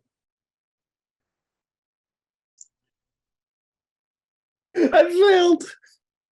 You failed. Okay. So as you guys are all standing there, something, the impression that you get at first is it's a bat. Something comes flying from one of the trees towards Lewis, and it hits him in the face, and Lewis, you feel it dig in little claws into your face. It looks like a starfish, and it's latched onto his face. Cool. I'm screaming. I'm Is it flailing sanity around. time? What the Yeah, fuck well, is that? Sorry, Lewis. Stay still. Lewis can do a sanity roll. Do you are you trying to pull it off, Lewis? I failed.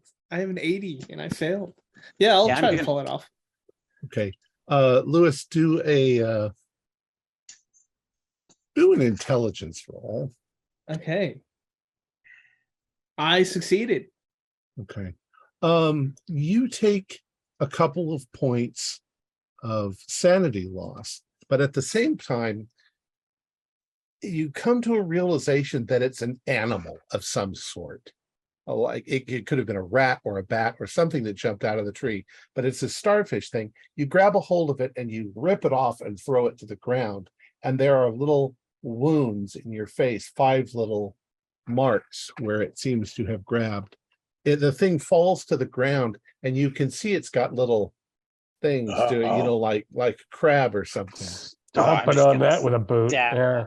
Don't stab me in the foot, or we're Right. both at it. Everybody else do luck rolls.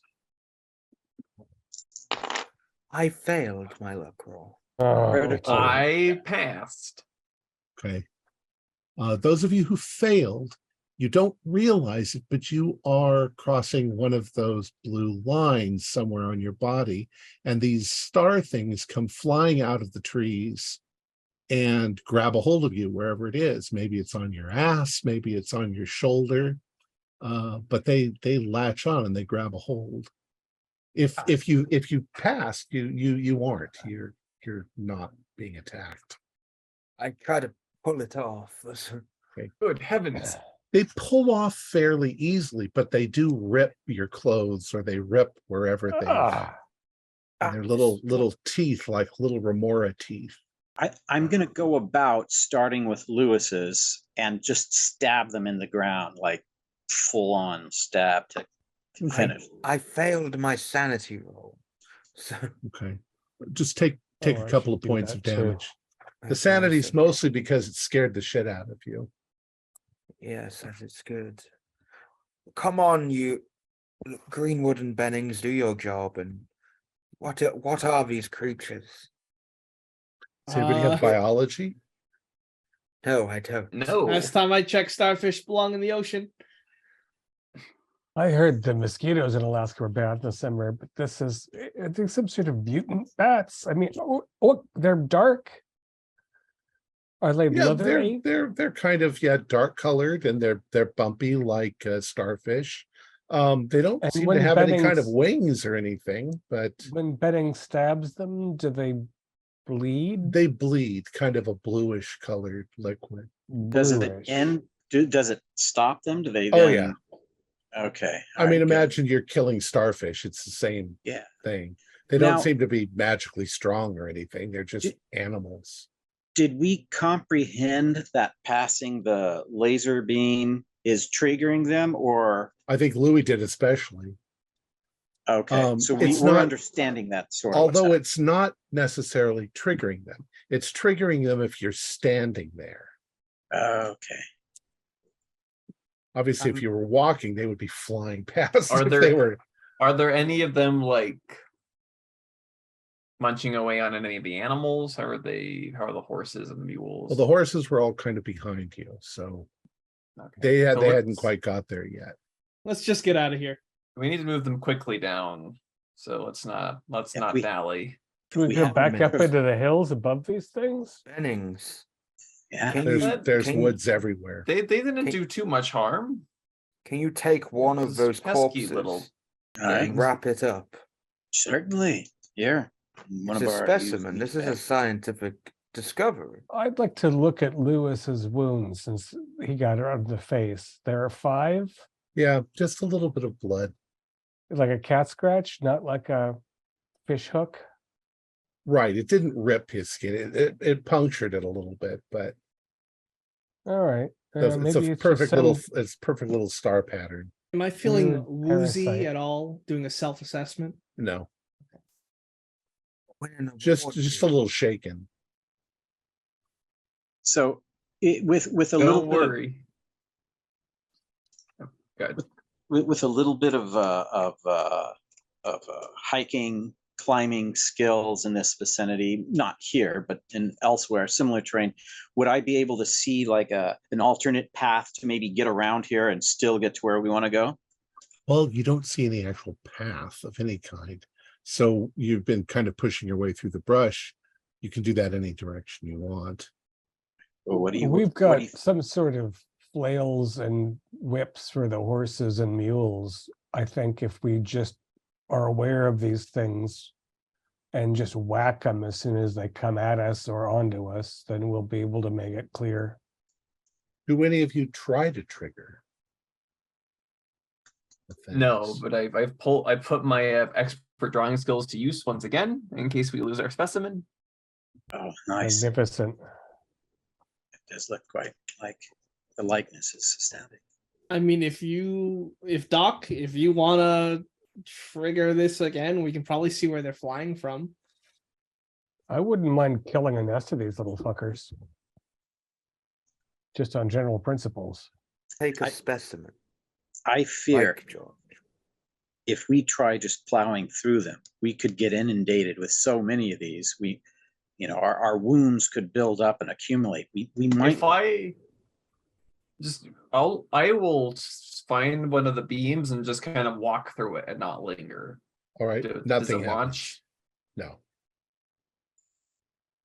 All right, so we just need to move along and maybe Yes, as get long as we don't stop.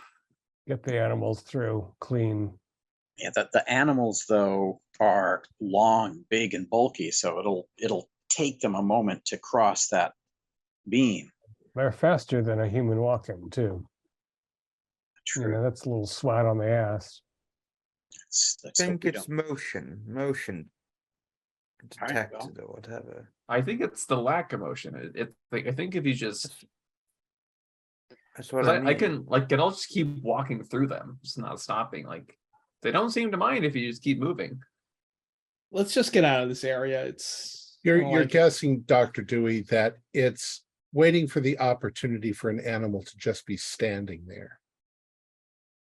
Grazing or eating. some Yeah, they plants. don't seem to want to try catching a moving target. Well, the thing about that, if it's waiting for an animal, animals can't. They don't have, fingers. They can't rip it off easily. So I'd hate to see what would happen if you left that thing on. Yeah, is there some kind of mouth in between the Mhm. five? Yeah, Uh-huh. like a little remora. Oh, nasty business. Right. It's like they're being fired out of a cannon too. It's not like they can, they didn't have wings. I say we move through this area and then check the animals if they're We'll on any of the behind the animals. horses, mules, give them a good swat. Somebody in Yep. front lead, and we'll just ride. We'll check through it. over the animals afterwards. Yes, and Bennings, you hold on to that specimen nice and tight because that could mean an award for me and Dewey if we get out of. Yeah, I just with have this it wrapped in specimen. one of the older meat wraps. What do you think it tastes like, Yeah. George? I don't know, maybe a little bit of barbecue sauce on there and slap it Damn on. straight. That'd be good eating. Right. Reminds So me you- of a little boy there.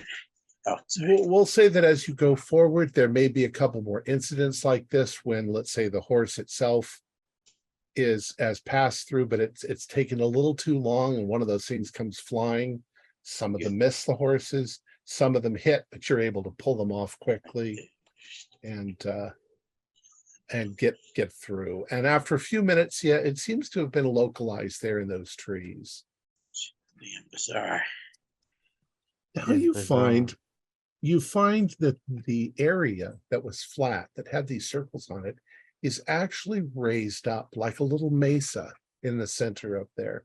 And all along the outside edge of that mesa, there are tunnels going in to the rock.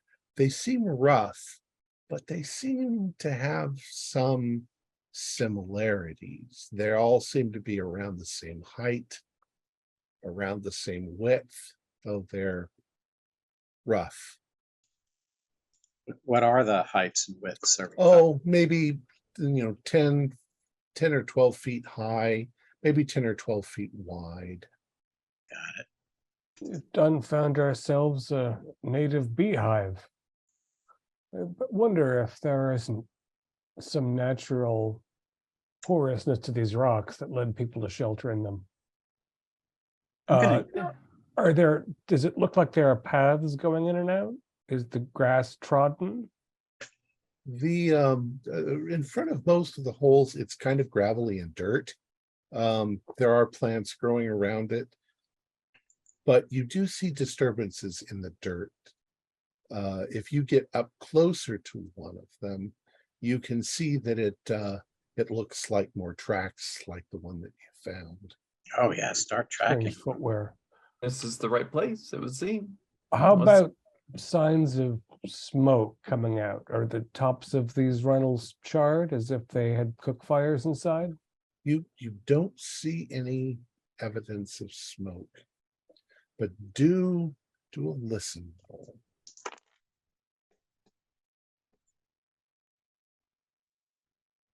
What? Passed any rolls tonight? I didn't Each pass 7 that is a one. fail. Anybody pass? Nobody pass? No, I right. forgot to put points into my listen. I just have. Well, let's say then that, well, no, you don't hear anything unusual as you are approaching. What do you want to do? Well, maybe it's I mean, maybe they are, well, like many of the cultures up here, nomadic. Maybe they only use these particular caves for part of the year. I'm curious to go look inside, see if they have any, if they've left any pottery or paintings or something behind. Well, I think Monroe Yeah, should it's stick possible. his face in one of those doorways and call out a greeting in a few of his many languages. Yes, I will. I will do. I will do that. I'll try to be more obscure, so maybe you just want to start off with one of them more obscure. All right, so New you languages. actually go up and you're gonna go into the cave or just stand at the entrance? I'm just going It's to stand at dark the inside. entrance, a little at an angle, Okay. and You I could try tribal chant. you call out a tribal chant. Your voice, you can hear your voice echo. You can also feel a slight breeze coming from the cave entrance, which indicates that it might be a fairly large cave. You can hear your voice echo for a second. It echoes and echoes. And then you hear a strange noise. It almost sounds like a hum, but it's not just a uniform hum. It's kind of a it fluctuates, coming from somewhere deep inside, and it wasn't there a moment ago. Do you hear that? You can all hear it. Just taking. That doesn't sound like any language I know. Doesn't sound like It is. folks. Does it sound a little electrical to you? Yeah, electrical or mechanical. Like a pulsing drone. Yeah. You didn't. I don't like think- this. I don't like this one bit. Yeah. You don't think the Russians have been over here, do you? Well, the Russians have been all over Well, before. It's I don't mean it's remote. from a while ago. I mean Since those It's Tommy came remote. over. It would be the perfect place to set up. It's not owned by anyone, not yet. If Frisk had his way, so It's it's a purchased territory of the United States, legal documents, but this is there no train tracks or footpaths or, I mean, this isn't not a red Soviet outpost by any stretch of the imagination. It's probably, I'd be more worried what with those star bats, more worried about the giant beehive. I'll take a step or two into the cave, see if I see any of those weird light blue laser beam sort of things. You don't see anything inside. It's pretty much pitch black, but the tunnel itself seems to be the same width and same height as you're going into it. Do a listen roll.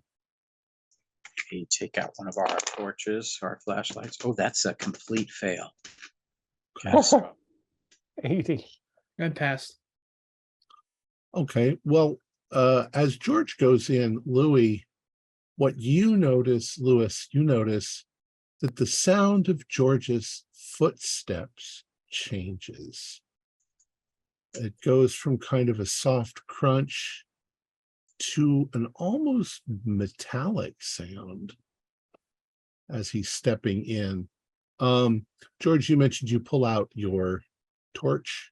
Yeah, like You lantern. shine it in. Yeah. Where you are, and the entrance is all rock. But you begin to notice that the rock itself looks odd. It starts to look not so rough. Do an intelligence roll. Oh no, it's not my strong suit. Oh, it's a pass. It almost seems like the tunnel has been melted out. There are definitely places where the rock itself is melted. My God, this, I'm no scientist, but this looks a bit unusual. Can any of you identify what might have gone on here? Looks like it might be melted. I point the flashlight on it and point out to them. I don't see any volcanoes. Do the rest of you It's go in? bizarre. Are there Yeah, I will, stairs, George?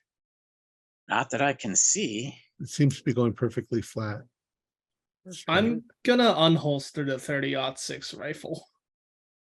This is bizarre. So are you all going in?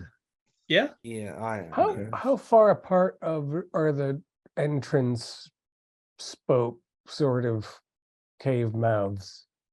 There's another one probably within 50 feet of where you are. Far. And this. Oh, so, and these are underneath. These are on the side of the cake that the three big black holes were. Exactly. All right, so that's probably where the smoke goes out. And if they go, is it pretty straight, George? Seems to be pretty straight. Seems to be pretty straight. One other come, and I'll go down to the next one, and we can see if we can even see each other's lights somewhere down in there. Sure, Honestly, I just don't want to go deaf when he fires the rifle in the stone. I'll just- What does he expect to shoot down there? You know. I'll go More 5 flying or 10 bats. more steps. That's it, and wait. Dewey, do you want to come over with me or Monroe? Yeah, I'll go over and I'll go grab my bag and get a flashlight out of it. Let's go, Frisk. And we can lean in and holler, "Hello, Bennings, can you hear me?" Do I? Well, I mean, yeah, he's not that far away from you, but yeah, you can hear it echoing around ahead of you somewhere. I'll wait till the echo dies a little bit, like 10, 15 seconds, and then reply. Okay. All right. Alarmingly, after a couple of seconds, you hear another sound somewhere deep inside. It almost sounds like an old-fashioned ticker tape. Like clickety click, click, click, click, click, click, click, click. Nothing old-fashioned about that. Is that you, Dr. Frisk or Simon? The sound itself starts echoing around, this clickety click sound, and it's getting louder. Hello, maybe it's the tips of their spears on the stone or something. What do you think? I don't know. I think there's a way to find out though, and I'll start going into the tunnel with my flashlight. You're going ahead of Fisk. Interesting. I'm following Yes. George. Okay. Whoops, wrong one. George, George and Lewis, what is I am with them as well, by the way. Okay, so well, they're going first. So George and Lewis, what are your luck scores? Who's got the lowest luck? I've got 45. Oh, you know what? I was rolling earlier against sanity. I never rolled luck. Sorry about that. But when you asked for luck earlier, I rolled the 50. Let's see if I. Oh my God! Really? 45 is the lowest. Oh, good. Thank goodness. Yeah, I got the low. I got 45. So. Oh, there we go. So either one of you can roll the luck. Well, then Lewis, you roll it if you've got the lower. Alrighty. Ah, 92. Unlucky. So you could hear Simon. Was it Simon who said something about the spears clicking? There's a moment when somewhere down the tunnel, you almost get the impression of spears clicking, because of you heard him say that, but they are kind of red colored spears out of the edge of your light. And suddenly coming into the light, heading towards you, is something that looks very much like a gigantic lobster crab thing. And it is rolling towards you. And as it comes towards you, you suddenly see this array of light come from its head, these sparkles of bright red incandescence, as it's moving towards you alarmingly. You can do a sanity roll. Come on. Don't Oh, fail two. me now. 93. Oh, you got O2, Lewis? Yep. Yeah. Do a 1d4. George, when you're looking over his shoulder and you see these things, you can do a 1d6. Oh, come on, dirty rotten. Ah, No, George. Do an intelligence roll, George. oh, thank God that's my weak suit. Now, of course, now I roll a 25 out of 50. Okay. The lobster creature, whatever it is coming towards you. You know that it's a big, gigantic spider crab monster. Roll a 1d8.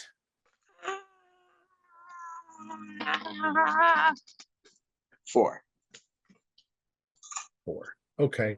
You have hysteria. You're gonna just start screaming. So George is screaming in Lewis's ear.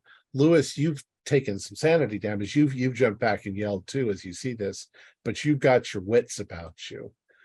Simon and Stephen, you hear them yelling and screaming. Alistair, you were behind them all. You don't know what they're screaming at, but their screaming scared the shit out of you. You can do a sanity roll. Actually, the rest of the other three can all do sanity rolls just from hearing the screaming. First good roll of the game. I passed. Okay, so if you passed, you're keeping your wits about you. Dewey, Yeah, listen. out. And I'm going to sort of push him No, toward the no. daylight. No, Frisk. They're distracting them. What in blazes do you mean? There's a reason I wanted you here. Follow me. And I keep going. So you continue to head down the tunnel. Yes. Okay. Frisk, are you going to follow him? Dewey, what are you talking about? He's going. There was, and I kind of turn and call back. It wasn't from the Anthropological Association that I heard rumors of this being up here. Come, follow. What? You'll see. I'll follow him slowly, keeping an eye back toward the daylight. And when you say this, Dewey, what is this? Dewey seems to be moving forward rather quickly. Well, I'm gonna keep pace with him, Okay. preparing myself psychologically for the prospect that I need to shoot Dewey. Well, Simon, you start to notice too as you're moving forward that the walls themselves seem to have taken on some luminescence. They are kind of greenish in color. And they're getting more regular, like this is a man-made tunnel of some sort of Russian facility, maybe. Dewey, why did you bring us here? Dewey, stop. Meanwhile, Lewis and George and Alistair, This thing is coming straight towards you, and Lewis, you're in the front. I've got the 30-06 rifle. I'm blasting away in sheer panic. Okay. The thing is large enough that it almost fills the corridor, so you probably can't miss. All right. But go ahead and roll just to see if you do a fumble. Oh, I love fumbles. Nah, I hit. I got Okay. hard. So you hit. Go ahead and roll for damage. All right. This is 30-06. Yeah. D8, D6. 10. Plus 3. Okay. Your bullet crashes into the midst of this thing. And it suddenly lets out this noise that's very much like an insect buzz, only a lot louder and screechier. The creature flails for a moment and then sort of starts to back away, but you can see there are other ones coming behind it. It seems to be buzzing at them, and then they start flailing and moving away from you. Run, run, run, run, run. You know what? Fuck this. I make sure that if Benning still had it on him, the specimen of the starfish I will now have, and then I am running out of the cave. Okay. George, we got to get out of here. Am I? Fuck them too. I'm fucking going over. Well, you see that they are definitely afraid of your firearms. The one you have injured, if you glance back as you are running, something very odd happens to it. It seems to sort of collapse into the arms of the other insect things, and then it deliquesces. It just suddenly turns into this whitish goop that falls to the ground and makes a puddle. And then the other things are standing there sort of flailing, but it looks like they're getting ready to come after you. But you're running. You run it. You're not very far from the entrance, so you get back and you run outside. Do a listen roll as you run outside. I'll spend 6 points to pass. Okay. You hear buzzing in the air outside, and as you pull away from the cave entrance and you look up towards the center of the plateau, you see one of these things in the air. It does seem to have large membranous wings, like almost bat-like, but very strange looking. And they're flapping quickly, and it's hovering in the air. You can see that its little brain on its forehead is kind of lighting up in rainbow colors and communicating. I You know knew what? it. No. You know what? Greenwood, Bennings, I hate you both. I'm fucking off. I'm running. Goodbye. I'm going to try and record. I'm going to get one of the horses and I'm going off. Okay, so you're going back exactly the way you came?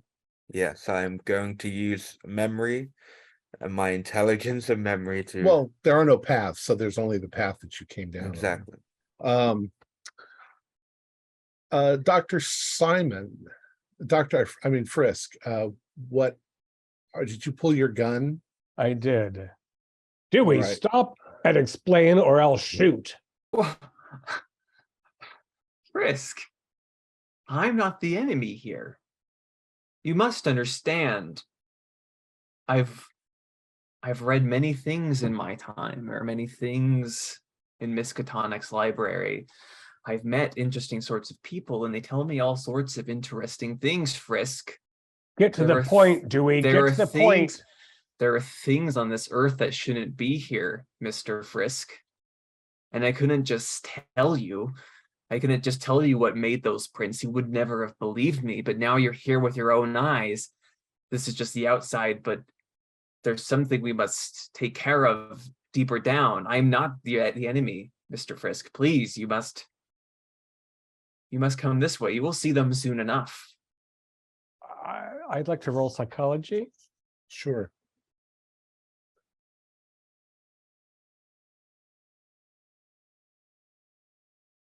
A success. Yeah, Dr. Dewey's always been a little strange, a little odd mannerisms now and then, strange furtive behaviors. He believes what he's saying. Yeah, but you're not sure if it's nonsense. He sounds like he knows what he's doing. He sounds like a lunatic, but He this sounds like a place lunatic. is really disturbing. And I believe in his sincerity, not that he's trying to. So I'm lowering my gun only, 40 to 45.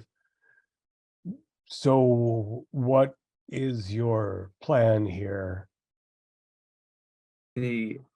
These things, these Migo, they build things in their nests. Come, look, come, you'll see. Just see for yourself. Your eyes will do much better than your ears. Come. Speaking And I'm just gonna speaking start of ears, walking. the other three can do constitution rolls to see if you were deafened by Lewis's gunfire. All right, so the three of you have run outside, and a couple more of these things have flown up into the air, and they're starting to buzz in your direction. What do you do, Lewis? I would say I'm grabbing George by the hand because he's still hysterical. With my other hand, I will just get off. I will swipe off all the supplies that have been tied off to the horses to mount the horse, Okay. because I'm want to get out of here. George, snap out of it. You start to snap out of it, George. But All right. you are frightened. Get out of here. I will put the rifle in your hands. I'm riding. These Okay. are like giant wasps in the air.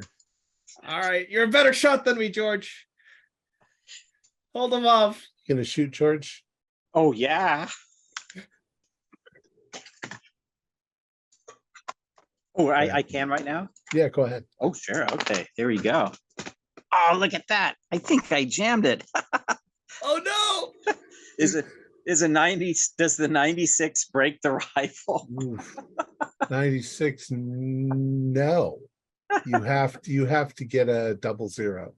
Break Oh, the okay. rifle. All So right. it misses, obviously. You shoot into the air, the crack goes off. I'm still recovering from being hysterical, obviously. Alistair, you were running for another horse. Yes, I was trying to be ahead of him, getting on a horse and Okay. then going back the way. I have the specimen with me. Go ahead and do a ride roll. Well, it's whatever base ride is, which is whatever it is. Oh, A 5. a 20, and you know what? Fuck it, I'm spending the 15. Look. Okay. You get on the horse, and for some reason, all of that stuff that you did when you were a kid, learning how to ride a horse, it's come back to you.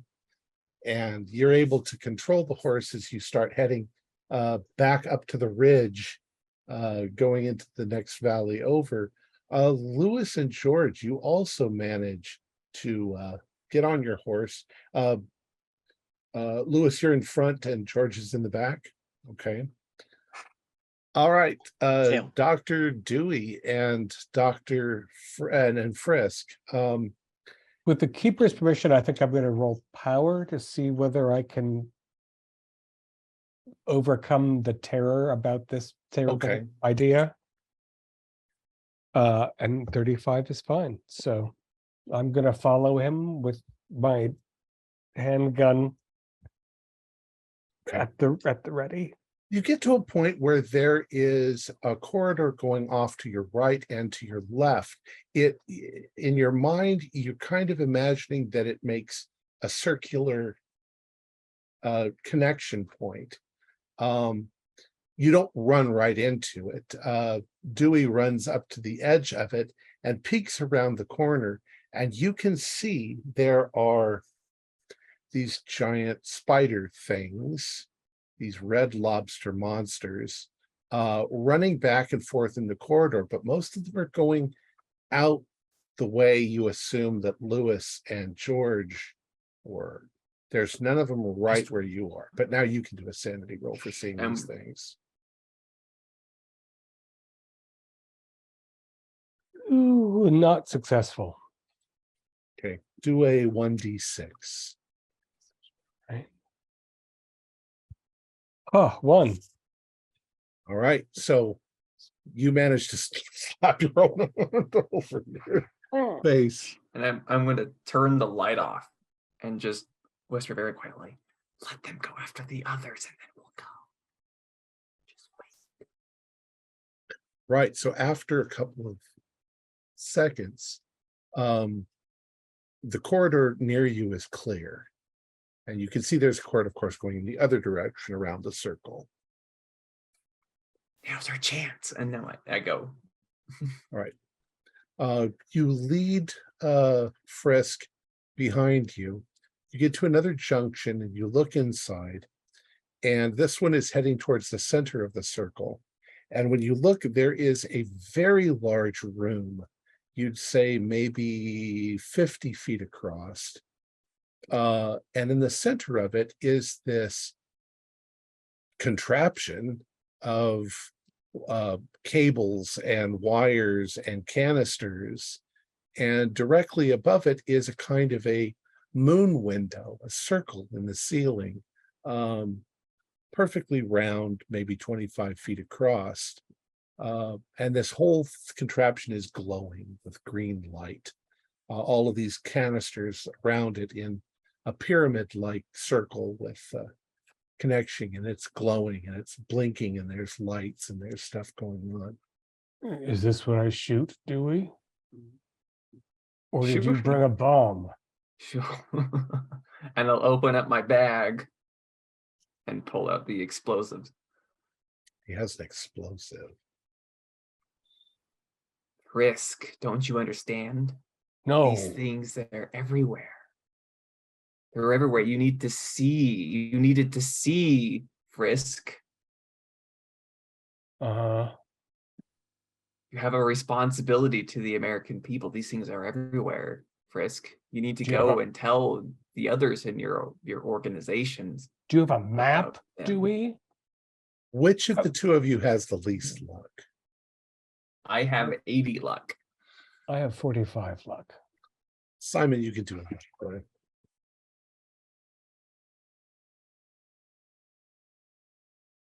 Ooh, 36. It's okay. Okay. So you're the one who sees it first. You notice that something, there are doors all around this room. Coming through one of the doors is one of these Migo. It seems smaller than the others. It doesn't seem to be moving in an alarming manner, but it does seem to be moving towards the central thing and adjusting dials. And They use tools. These are machines. They built them.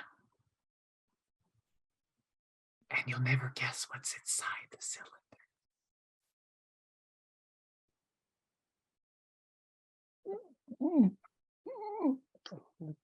meanwhile, General. Louis and George and Alistair are heading up and over and down the valley.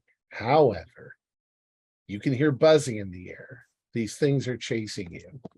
All right. Well, I've got one hand on the rein, the other my revolver. George, he's lining up a shot. If anything comes near us, I'm going to put 3 shots into it. You two Good. shoot them while I keep going. Good. They are obviously moving through the air faster than you guys can actually ride. I trust George. He's a good shot. Yeah. Go There's ahead, no way I George. could fail. I could not fail the second Of shot. course, you're doing this. Yep. Hey, now. Let's not discourage my dice. Do I get to shoot? Yeah, shoot. And I'm readying an action to see if they swoop down. 6. It's a Oh, crit with a 30 yeah. on 6. All right, What's go an ahead. odd 6 too? Devastating. You hit it square in the center. You do a 1d8 plus 1d6 plus 3. Plus like 17 Plus 17. because it's an impale. Well, it's still 40 feet away from you, so Oh, okay. So an critical success hit doesn't got it. Okay. Yeah. Okay. Yeah. D10 plus 3. Oh no, D6. Pardon me. D6. D8. Oh, phooey, not as good. 5, 6, 7, 8, 9, 10. Oh, 10 again. 10. okay. You hit the thing. You see it immediately lose altitude. It starts falling out of the sky. It's struggling. Its wings are struggling to keep it aloft. And it's at that moment that you do notice that these things are holding something in their hand. They look like boxes of some sort. Gonna get And suddenly over your heads, there is a crack of thunder and a lightning bolt that hits a nearby tree, and the tree explodes as these things are coming after you. One of them Keep is going shooting, George. One of them is going to try to hit Alistair. Alistair, what do you want to do? Well, I'm going to keep going, so I guess I would dodge out the way, but I'm on a horse, so it will have to be Might be a ride roll. You're gonna horse All dodge? right. dodge and a a horse. horse. I'll give it to you as rider dodge, whichever one's better for you. Definitely dodge is better because that's 50, so 50-50 chance here. I'm going to spend for 5 luck. Okay. Running out of luck. Shit. Your 5 luck gets you to regular. Just a regular, yes. I got an 03. Oh shit. I should have just spent all of No. However, I hit your horse. The lightning bolt cracks down out of the sky and hits the horse. The horse neighs quite loudly and throws you from its back as it collapses to the ground, smoking like it's been cooked internally. Oh my god. Do a luck roll to see how you land, and then say one or 1d3. 97. Oh, okay. Then 1d6 for damage. Luckily. Okay, so you're hit and you're injured. Guys, you're behind him, so you see this happen. What do you want to do? Oh, we're jumping right over him, and we're gonna keep You're going. gonna keep going. Yep, correct. All right. Pay you. I shout, I will give you all the money you want. I can't hear you from the ringing. Frisk and Dewey, what are you going to do next? You're watching this sort of scientist bug adjusting the machine. Should I shoot it? If you want. And I'm going to start taking the explosive device and start crawling underneath into the heart of this thing. Okay. Dr. Dewey, do a stealth roll. No. I'm an academic, not a stealth person, so that's a miserable failure. Simon, what were you going to do? Were you going to shoot or just stand there and watch? I think I was. I mean, the question, if I want to shoot it, seemed almost rhetorical to me, but I have the impression that Dewey plans to die here, and I was brought to get the word out, so I don't want to. So I'm sort of waiting and aiming. Okay.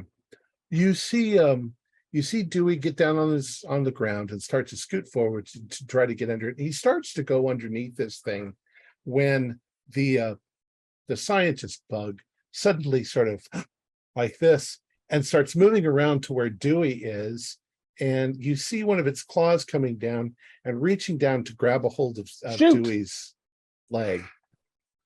All right, go ahead and try. Oh Christ, 94. Okay, so you don't hit the bug, but you do hit the machine. You hit one of the canisters, and all of a sudden, this human scream comes from the machine, like somebody is in excruciating pain, or your bullet hit. The creature also turns around to look. How do you know if it's looking at you? You can't really, it doesn't look like it's got eyes or anything. It turns its flashing brain in your direction.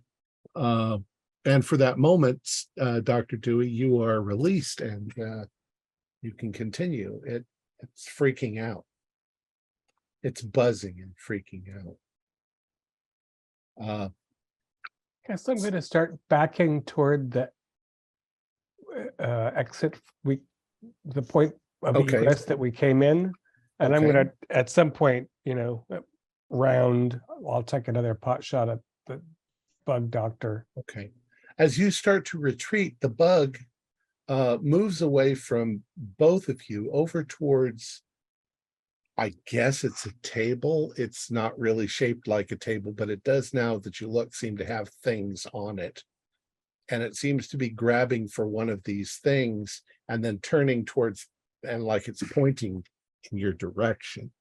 You have no idea what it's doing. Except you might have some idea that it's trying to do something. It might be attempting to defend itself in its nest. Yes. Alistair. Go ahead. Well, I'll fire whatever. Okay, try firing again. Okay, 34 is a normal success.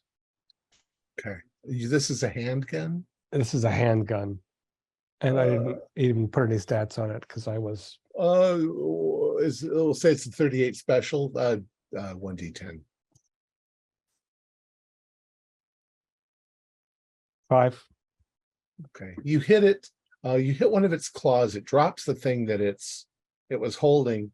It flails its little arms about. The brain starts to turn, red and yellow, and it immediately runs towards one of the doors to get out.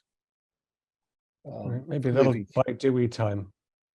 All right, the other three. Alistair. One of these things is heading straight towards you, and it's way faster than you are. Of course it is. Is there anything around me, a rock or There's rocks, there's tree branches, there's all sorts of things. There's a lot of cover, but problem is it's seen. The dead horse is near me, right? yeah. I am going to roll up to the horse. I'm going to hug the horse, say my goodbyes, and hope for the best. I'm actually going to chant in the local language, try to a dispelling chant. So I'm going to go spiritual as I'm hugging this horse. Rather unceremonious, the thing flies down, and with a great thump, it hits the ground next to you, and its claws come out and grab a hold of your legs, and it goes airborne again with you in its arms. Lewis and George. George, if you're looking back, you see the thing rush off with Alistair. to outrun the bear, just don't be the slowest. And I'm gonna keep riding. Are any of them still following us? Yeah. Okay, I'll take the closest one, try to line up and put it around right through it. Right, go ahead and try. Here we go. Here's try number 3. Let's see. Extreme fail, extreme success, and oh my gosh! Oh, it's 007. This is 007. You go James Bond on it. Oh my god! Oh, I'm gonna Hell be all yeah. out of focus now. Okay, wow! In a row. Okay. Is now what can- that an extreme for you? Yeah, that's an extreme. With an extreme, I'm just going to say that you hit the box Oh that yeah. it's carrying. And when you do, there is an explosion of thunder in the sky and lightning bolts shooting all over for that moment. And the thing is literally fried in the air. And it comes down like a chicken wing, and hits the ground. But at that point you can see the other one descending with poor Alistair, probably into one of those holes in the hive. Now there's nothing chasing you. No one's chasing. No one's chasing you. No. George, my God. we're free. I We're think free. they got Alistair. We gotta get the army. Yeah, this is crazy. What the hell were those things? They were like flying lobsters. I thought they were joking and just trying to tell scary ghost stories, but did you see it? It was like with the I saw it, George. I saw it all right. We need to get the goddamn US Army up in here. Alistair. They're gonna believe you, obviously. The thing is clamping down pretty badly on your ankles and it hurts. You're dangling there in the air. You're terrified as you fly through the air. It flies over to one of these big circles in the ground, and you can see that it's a kind of window into a glowing green room. The structure looks at first like it's glass, but it opens up almost like a camera shutter. And the thing brings you down inside and it closes over you. There are a couple of these things inside there as well, though not as big and heavy and armored as the one that's flying you in. And they don't seem to have wings. They're smaller versions of this, and they seem to be all hovered around a machine. As the thing lands with you in it, they come over with what looked like weird medical instruments, and Play chess. you can do a strength roll. Good luck. And see if you can break free of them. I am willing to spend all my luck if needed. What you get? I got no free. I'm gonna spend 2 luck to get no 1. Okay. I would show, but my camera will go out of focus. And you got an extreme. As they sit you down, you can tell that what they are going to do is they are going to manhandle you over to that table and do something horrific to you. But in that moment, you kind of slip yourself loose. You can see there are other tunnels leading out of it. And so you just run breakneck towards one of the tunnels. 3. I'll say, so you disappear into one of the tunnels before they can really react. Meanwhile, Simon and Dewey, you've managed to get pretty much directly underneath the pyramid of canisters. It's time to Probably begin more the or less. process of It's probably TNT with a timer on it. Yep. So I'm setting it, just tucking it away up in the middle of this thing. Okay. And now I'm crawling for my life back towards Frisk.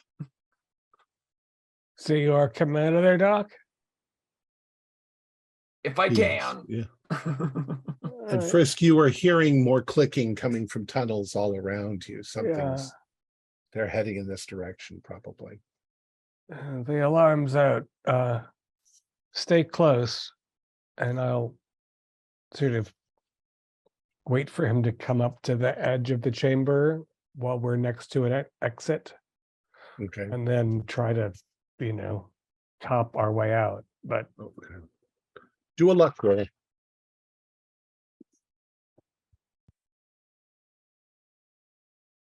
Oh, crud. Nope. 57. Not Okay. successful. Can't spend luck on it. You can't You can't identify which tunnel they'll be coming down. It could be any of them. Yeah. So Dewey joins you. Dr. Dewey joins you. Dewey, you've probably got 30 seconds before it goes off. What are you going to do? I'm gonna tell Brisk it's time to start running. I'm going to write down 4 numbers.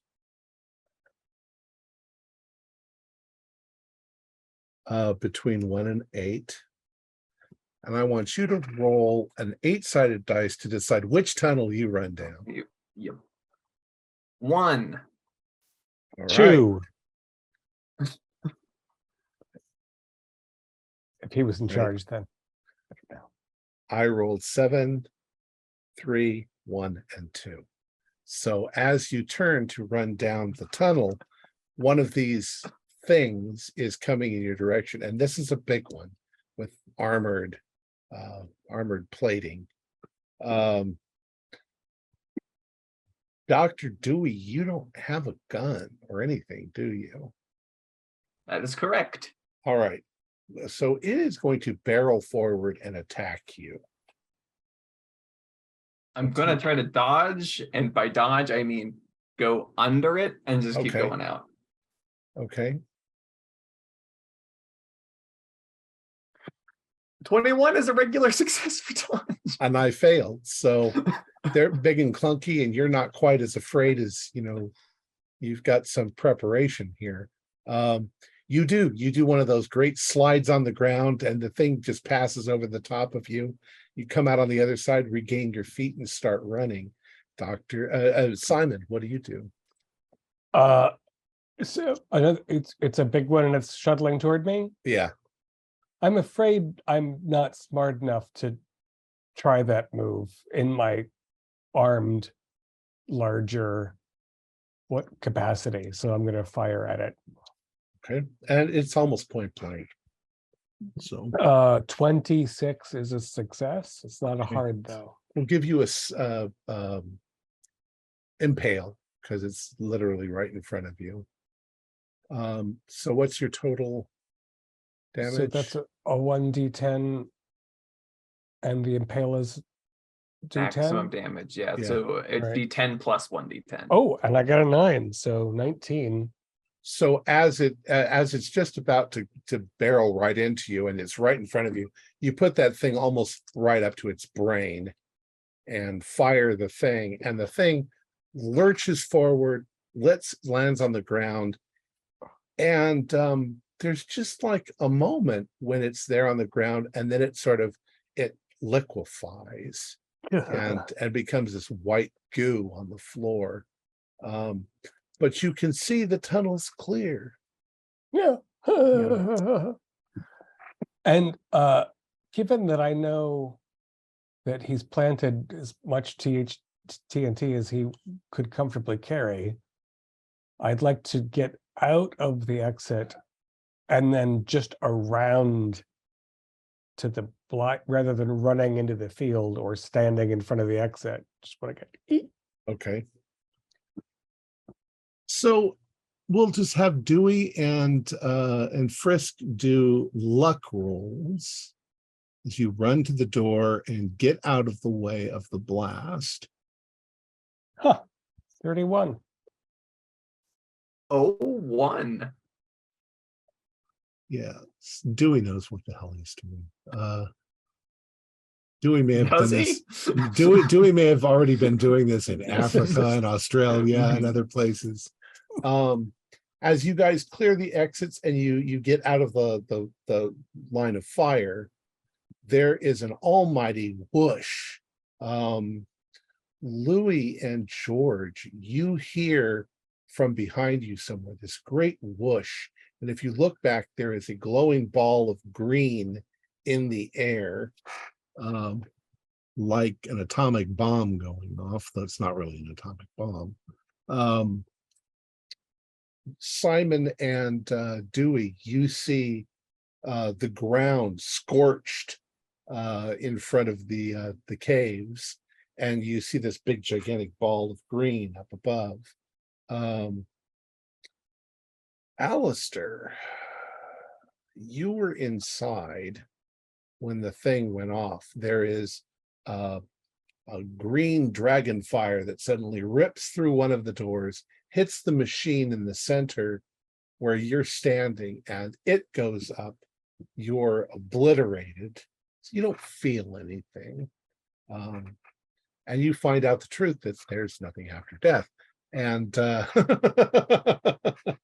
It seemed to happen while I was running down the hallway that I went into. As I was running, yeah. just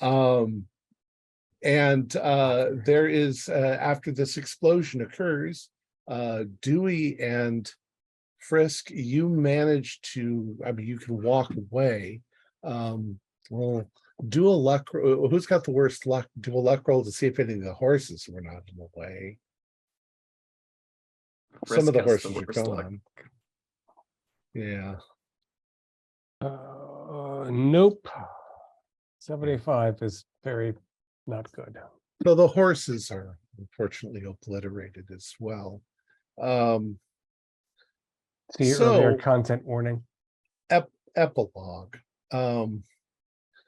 Lewis and George, do you head back to civilization or do you head to that tribe? We're heading to the tribe. Okay. We'd stop by there first. So you go there and you explain to them, well, you can't explain to them, you don't speak their language, but they're all looking at you like, we told you, don't go screwing with the devils. And you managed to eventually get back to civilization. I'll say Dewey and Frisk. Let's see if you actually survive. Neither one of you have any survival training. I have a little, but still usually there are things like, I guess we could eat some fried horse before we leave. And there's been some fresh water, but No. also maybe Well- we're irradiated with Migo green fire.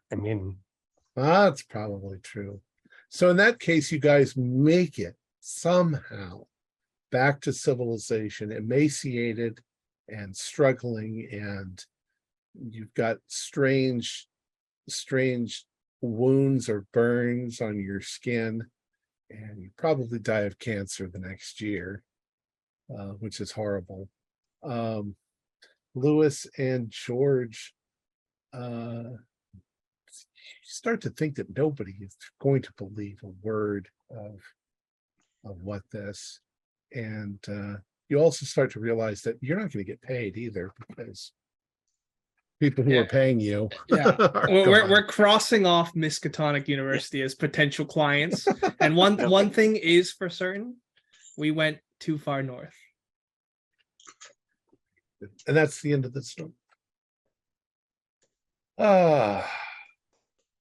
So Morgan, go ahead. So, in case you haven't figured it out, Dewey has completely lost his mind.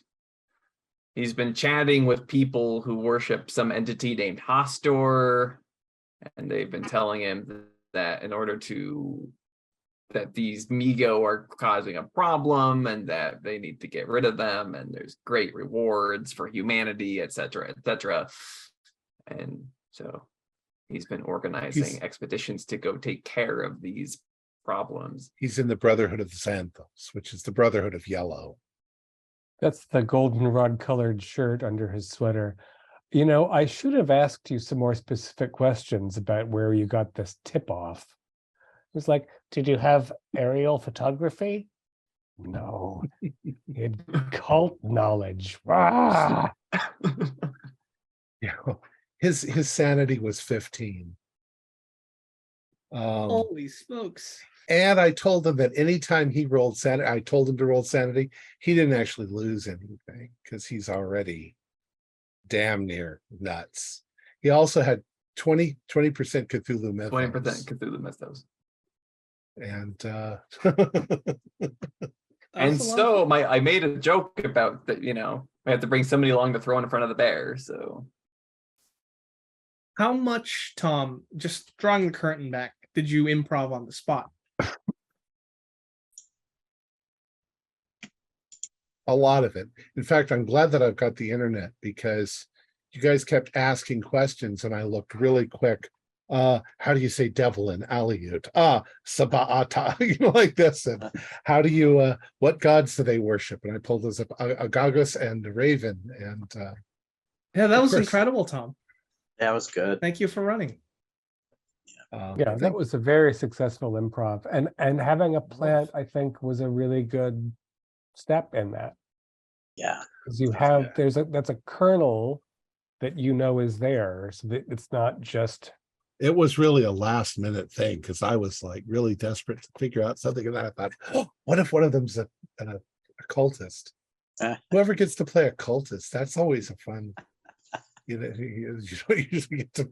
I thought at first I would be the cultist, but then I thought, oh, that's why I asked who wants to be the leader, because whoever said they wanted to be the leader would be the cultist. oh, wow. All right, so let me go ahead and finish this up. Our players included Alex Sun, Morgan Llewellyn, David Gassaway, and Stuart Lively, and Josh Harwood, with yours truly as the keeper of the secrets. We have a Discord server where you can chat with other members, you can set up private games, and you can learn the fine arts of gameplay and game mastering. We provide audio-only versions of our shows, free for you to download from Podbean or iTunes. If you'd like to help support our show, please visit our Patreon account. Just $1 a month helps us a lot. Like, share, and subscribe to our channel, and punch the bell icon for updates on our latest shows. And leave us some comments. We enjoy reading them and answer any questions you might have. This is Thom Raley, together with all the members of our gaming club, inviting you to journey with us once again into the darkness for another adventure in the universe of H.P. Lovecraft and the Call of Cthulhu role-playing game. Until next time, good luck, good gaming.